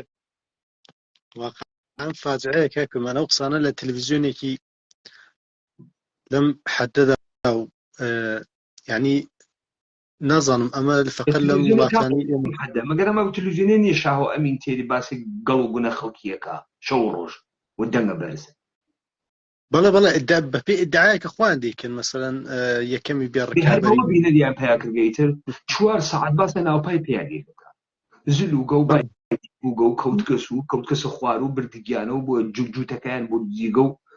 هەرە مەسەی تر باسی ئەمانەکە و ستیانەکەی هەست و ستیانەکەی نیوە شۆڕتەکەی وا لەکوێ مەگەر ئەوە نییە مەحبوبێتە ڕوودا و مەگەر بەوە نییە بە چییە بە تیمە خەبەرنگارە و کار کوشتەس بە خەبەرسازیە نەخێر ئەنجومەن ئەو ئەنجومەنە ئیسیشاریش کە بە پەرەپیدانە بە سەخافەت بە عەقڵ خەڵکی بچووککردن بە چتە بچووک مەترەحکردن تۆ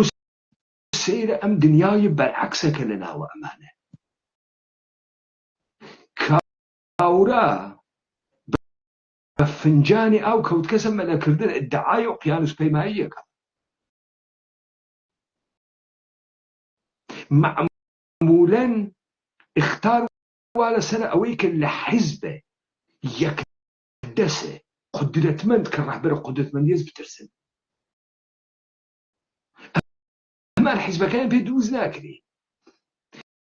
گەرەکیانە وە زۆرە دەوڵەتە عێراقی و بوجەی دەوڵەتە عێراقی مشتێ ماساوکەر بێرن وە زۆر وە تف بیرکێنەوە یەک و بێژن ئەمە یەکێتیە عەجەب جدداً باوەڕەکەی من شتێکی تر فەفێر بووە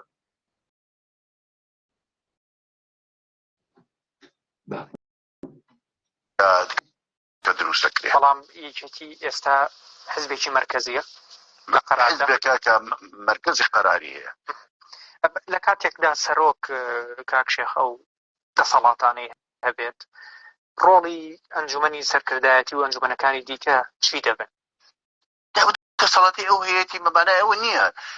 بیانی پرسیدن بە مەکتەبی سیاسی بکرێت و لە بە سەرکردایەتی بکرێت هەموو ئەو شتانە لە سەرکردایەتی و لە مەکتەبی سیاسی مناقەشە ئەکرێ نەتیجەکە ئەو بڕیاری لێدا لە هەموو شوێنێک دنیا هەروایە ینی مناقەشات لە مەکتەبی سیاسی ئەکرێ لە سەرکردایەتی ئەکرێ دووبارە ئەو قەرارێکی کادرێ ئەچێتە ئەنجومەنی باڵا لەبەر ئەوە نییە کە تۆ بڵێ وەڵا ئەو لە ماڵەوە دانیشێ و قەرارەدا و ئیتر باخەکەی جێبەجێەکە لە نەتیجەی مناقەشەکردن و بڕیاردان و مناقەشەکردن بڕیاری کۆتایی ئەچێتە لایە سەرۆکی یەکێتی نە جێگری هەیە و نە کارژار ئەمە چۆن باسکرا لە ناو کۆنگرەدا و چۆن لێی دەڕوان من خۆمێکێک لەوانە بووم کە دژی جێگر بووم چونکە پێویستی بە جێگر نییە لەبەر ئەوەی کە مەکتەبی سیاسیەکانیش ئەو مەکتەبی سیاسیانی کە ئەچنە مەکتەبەکانیا ئەچنە ئەو شوێنێک کە ئیشان پێ ئەسپێرە ئەو ژمارەی کە ئەمێنێتەوە لە مەکتەبی سیاسی شوکاری مەکتەبی سیاسیەکە ناوی کارگەر نییە ئەینا ئەو دەورە دەبینێ بۆ سەرۆک خۆی لە مەکتەبی سیاسی دەوامەکە سەرۆکی یەکێتی هیچ میکانیزمێک هەیە ئەمە حیزبە کاکشێخ ڕەنگە هەر ڕۆژی و جۆرە بارودۆخێک دێتە پێش ئەم حیزبە و بۆچوونی جیاوازیش هەیە مرۆڤ بە سروشت بۆچوونی جیاوازی هەیە بەڵام بۆ نمونە ئەگەر بێت و بڕیارێک دەربکرێت لە ناو یەکێتیدا هیچ میکانیزمێک هەیە کە بۆ نمونە بڕیارێکی سەرۆک هەڵبوەشێنرێتەوە یاخود ئەنجومەنی لە ئەنجومەنەکان بە سەرۆک بڵێن نەخێر ئەم بڕیارە نابێ بەم شێوەیە بێ بەڵکو دەبێت بە جۆرەی بڕیارەکەی ئەم ئەنجومەنە بێت وەک پێ بوویتی هیچ بڕیارێک نییە کە بە مەکتەبی سەرکردایەتی و مەکتەبی سیاسی و ئەنجومەنی باڵاتیان نەپەڕێت لەبەر ئەوە لە هەندێک جاریشە ئەگەر پێویست بێ سەرۆک بڕیارێک بدا بۆی هەیە ئەو بڕیارە بدات بەڵام من پێم وانە ئەگەر یەکێ معاریز بێ بە معنای ئەوەیە ئەو بڕیارە غەڵەتە بەڵام ئەتوانرێت داوای ئەمە نییە بەڵکو بۆچوونی جیاواز هەیە بۆچوونی جیاوازە بێ لە هەموو شتێکە بۆچوونی جیاواز هەیە جاری وایە بیشی باشیش پێی بۆچوونی جیاواز هەیە لەسەر ئیشە باش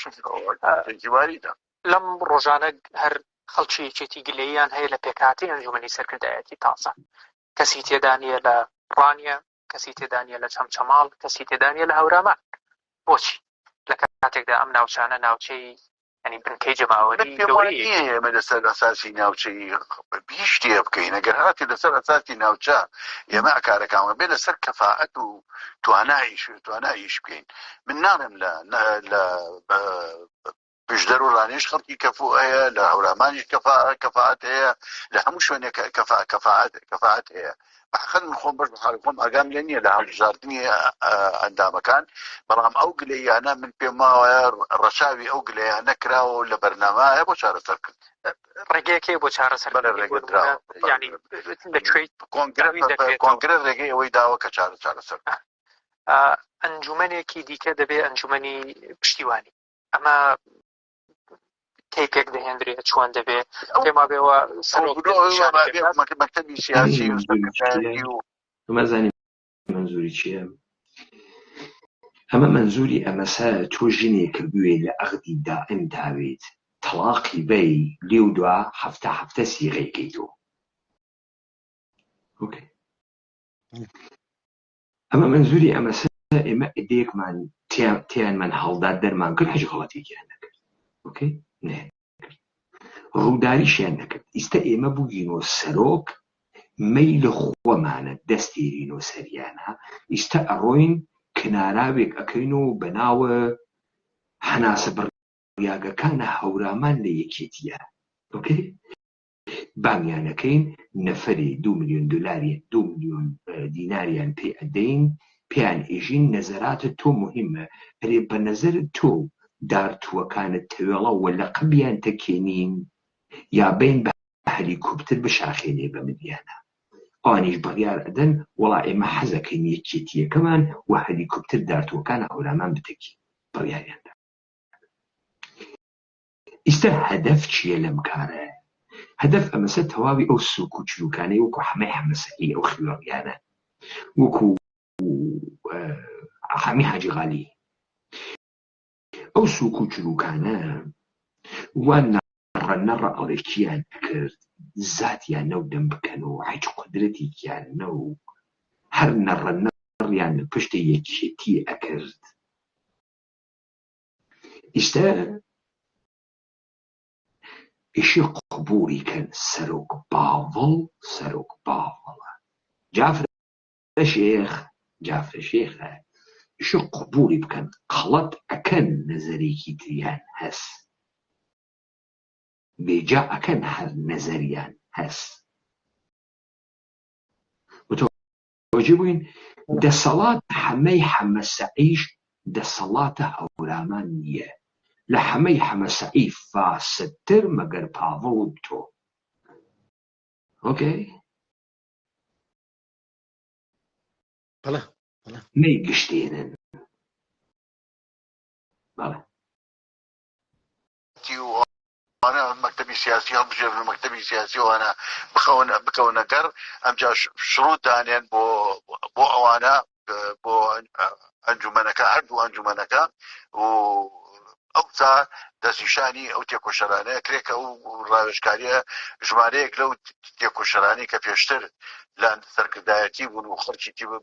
خەڵکێک بوون کەفاعەتیان هەبووە توانایان هەبووە ئارەزوی ئیشکردنیان هەیە. من پێم وایە ئەوانە هەموو ئەچنە ئەو ئەنجومەنەوە و ئەو ئەنجومەنەش دەوری خۆی بێ دەوری بەرچاوێ بێ. ئەمانە هەموو بۆچوونن کاک پێمانە هیچی ئەمانە نەڕەبتی بە حیزبە، نەڕەبتی بە بڕیاری حیزبیە، نەڕەبتی بە ئەم مادانەی کە زاهرەن مناقشەی لەسەر هەمووی بۆچوونی خۆیەتی. من پێم وایە تەمامە قسەکە ئەمەسە تۆ قبوڵکەی پاڤڵ سەرۆکە. بەڵێ کردنەوە دەدانە کناراوەتر ئەکەنەوە هەمان مەعاشیان پێ ئەدەنەوە، فەقەت ئەشی قبوڵکەن کە پاڤڵ سەرۆکە. فۆرموڵەکە فرە سادەست، من سادەم کردو بوت. تۆ کاورایە لە ئەغدت دائم تەلاق ئەدەی، ڕۆژ وە ڕۆژ سیغەی ئەەکەیتەوە. بەڵێ کاملەن درست. ئیتر نە ئەرست لێ ئەوات، نە مارەیەت گەورەت لێ ئەوات،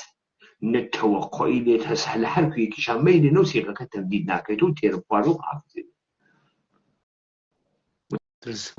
فۆرموڵەکە بەم سادەگییە.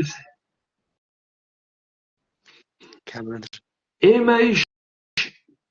وەینە کەروێشکەکە دەژین تۆ بۆ کڵاوێ لەسەرە ئەمە ئیستا چوە ناو جوزیاداوە چ ئاوتاڵی و پێموابێ و یا ئەنجومەنی کەس و بانیانەکەین و کەفاعەتیان بگە و چمانی خەریکە مەسەڵەن کەنیشکە ترشیان ئەخەڵەتێنی مەسەلەن باو تۆ بویسە تۆ هەر دیارە پێدا خۆت نێرەمووکی مشکڵەکە ئەمەسە تۆ ماڵ ئەم جنسە نییە بۆ کوێ خەریکی بۆ خۆت ئەدڕێنی و ئەدورێنی ماڵێک بۆ کەم لە بیاوانە بەڕ و دارە ڕای ئەەکەم و ڕێحانەی تەڕ و چرکی سەخەنە بۆ سواغدانی و کاڵای دەسە و شا بێسە تۆ جارە برایەکەت سابت کە بعد داوای ئرسکە تۆ جارە بزانم ئەسەر قبوڵمە تۆ پیاگی تا تۆ ماڵێ بۆ ئێمە بکەی لە بیاوانە بەڕ و دارە ڕای بکەی و ڕێحانەی تەڕ تۆ جارێ هەنوو قاچ وا لە هەواوە نە سەرۆکی نە بەرۆکی نە ئەمە یەکێتیە ئەمە کۆنگرە پەنجە تۆ هیچ شەرعیەتێکە نییە خوێڕی لە پشت بودجەی دەوڵەتە عێراقیان نەڕەکەی هیچ مەشروعیەتە ئینقلابیەکە نییە هیچ پەیوەستگیەکی دەرون حیزبیت نییە خوێڕی تۆ هاتکە لەسەر امکاناتی یە دەوڵەتێ گەرەک تە ئستبداد حیزبی دروستکەی شتی وا بەتای سەر دیگە تۆ امکانیەز بە ئستبدادە حیزبی دەوڵەت بگری من نەم دیگە تۆ بە ئیمکاناتە دەوڵەتی استبدادە حیزبی دروستکەی ئەمە فقط لە ناوەم حیزبە بەرساختە کوردیانە تێتە دەرەوە ئەوە نەبوو مچەی هجری کونەکە کونە ڕزقەکەەوە دەسیۆ و نێدا دەسە کەس ئەوە نەو عەبەی موحتەدی کونە ڕزقەکەەوە دەسیۆ نێدا دەسە کەس متوجه بووی هەرچی شتە بەرعەکسە لەگرا ئەمانیانە تەلاق داگە تۆریاگەن سەر ڕوون تۆریاگەکان هاتۆخوا هەڵی ناگرێت و سەرۆک پاڵۆ و فرەحاتەم بەخشت و داینیان و ئەمانیش ئوقتەی حەقارەت و سەرۆکایەتیانە زۆ خەڵتانەیان لێدا و ژنەکەیان قنی تێکردن لە ناوە تەخت و لە قمە خۆیان ئەترسن وەختە خۆی فرە خۆیان فشو کردێت و شەقیان داگەن لە خەڵکی و ئیستاگەر یەکێتی نەوێ شەقیان تێ هەڵەدن و خاس مەجبوریان کردن بەمانە ئێژن سەربازان مەجبوری ئایتە وەختی خوێڕیوی تا ئاخر ئەمە خوێڕیە حرم و بڕمە دنیا بکەی کاورە ئەزانێ تۆ خوێڕیت دادەی پیا بۆن هەڵوێست بگرن لە ناوە ئێوە دوانی فقط حەقم لە ناوە ئێوە گشتی فقط حاکم قادر و مەلا بەختیاری بە ئێحترام و ترسۆ ناوبرد ئەویش حاکم قادری دا بپاڵە مەلا بەختیار بەقیێتان گشتە تڕۆن وەکو لە تەی حەیزن وا ڕێبێتانە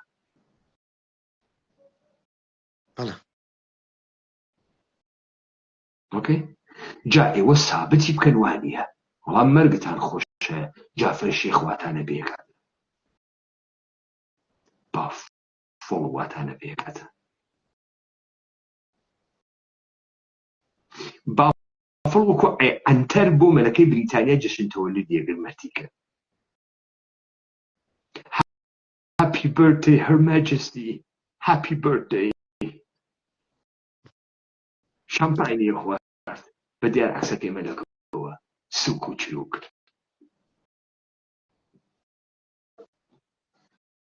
ئەمە سەرۆکەکەیانە دەست خۆش بە کاک تابۆم شۆ بەسەر دەستی جەنا بەخۆش بە کاکیشم دەست ساڵ و نەبوو نەبی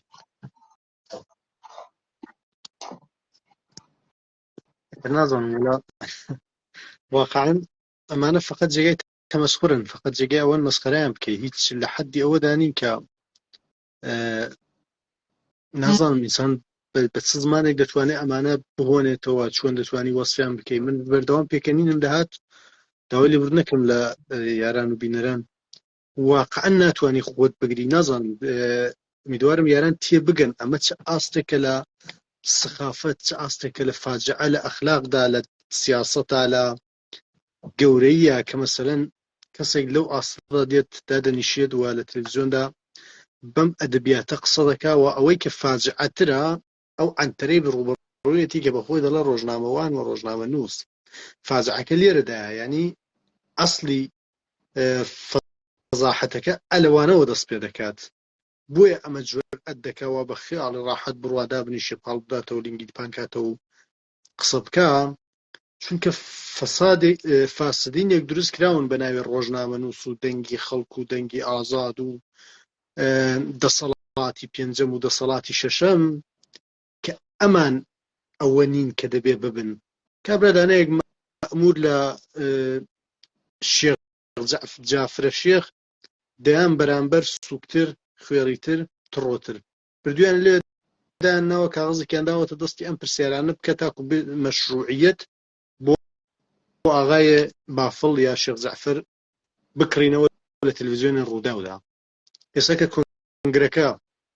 کۆنگرەیەکی تڕۆ بوو نەیتوانی شەرعیەت بۆ یەکێتی دروستکە با ئێمە بین لە ڕای گشتیا لە تەریقی ڕووداوەوە و بە ئیمکاناتی حکوومەتی حەرێم ئەم کارە بکەین کاکە تاها باوەڕ کە خەڵکە ئێمە ئەفامێت ها بەڵێ بزانە خەڵک ئەگەر دەم ناکات و قسە ناکات بەعزی مەواقع مشکوکیەکەن بەناو ڕووناکبیر و پرۆفسۆر فاڕوق ڕەفیق و پرۆفسۆر ئەحمەق و ئەم پرۆفسۆر ئەحمەقانە کە تێرن دەردەم مەردم ئەوە زیێنا خەڵکی تەشخیص دەدا ئەمانە خزمێڕین ئەمانە بێ مستەوان خەڵکی تەشخیص دەدا بەعزی مەواقع خەڵکەکە شەکەکە من نەزانم نەوادا من نەمخوێنوێتەوە نەوادا من ئەو نیوەم نەزانم وەختێ ئێمە مانان قسە ئەەکەین و بە تەحەکم و قسە ئەەکەین کاورایژێ منەم زانی بابا وەڵڵا منیش ئەمزانی ئەیدە ئێمەش ئەزانین تۆ ئەزانی کاکە گیان مەسەلە سەری وەسە تۆ یەکچت نازانی ئەوانەی کە ناویان ڕووناکبیرە دروزن نە بیریان ڕووناکە نە ڕووناکاییان هەست ئەوانەی کە بە خۆیان ئێژن میدیا کار و ڕۆژنامەوان مشتی فەحەی دروزنی خوێڕی بێعقاقن کارێک ئەکەن تۆ بە عەقڵ خۆت شەک بکەی بژینەوادا من غەڵەت بکەم حتمما شتێکی لێزانێ حتمما شتی هەست ئەناو خەڵکی خۆمانە خۆ ئەفامێ کاکەیان لە حەواوە ئەمان نافامێت دروستە بۆیە ڕساڵەتی من و تۆ ئەمەسە مهرە تەئیدە بەر عەقڵ مەردم بین بێژین تۆ ڕاستەکەی تۆ دروستی ئەوان درۆکەن و نەمایشە و شانۆز ئەوە قسەی حەلەق و بەلەقکردن بێ موحتەواست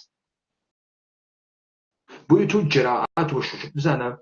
من لە تێی ساڵان ڕابردووە خەڵک باها تەماسی گرکەوی لە تو لە تاریخ ئەم حیزبانە من ئەمزانی مانەخایەن و دروزن تەمامە ئەم سوالانە تۆ ئەیکەی بڕێکی من ئەمزانی بەڵام بەخۆم شەکەمەکەم و نەوادا من نەزانم نەوادا شتێکی تریش بێت و من نەزانم نەوادا من کەمم خوێندی بێت و شتێکی تر نەزانم ئەترسیان بێژمی خۆم سوکەم خەڵکی پەلامارم بە بەڵام مادام ئێوە شت بەرەکەتان ماڵی ئێمەش بێ مەحابا باسی یەکەین ئەو ڕساڵەتە کە ئێمە یەکەینەوە نیە ئێمە چت فێرە خەڵکی بکەین خەڵک خۆی ئەمان نازانێت بۆیە ئێمە یارمەتی ئەدەین ئەم تەسویرە کە گەرەکیانە درۆ بکەنە زێحنە خەڵکی بیشکێنین خەڵکە کۆشامەت بێجە کاکەوان هەرەوە دەست خۆش بێ دەست جەناب خۆش بێ لە ساڵ بێ ماندوو نەبی کات ساتێکی خۆش بە جەنابەت چۆن ناشات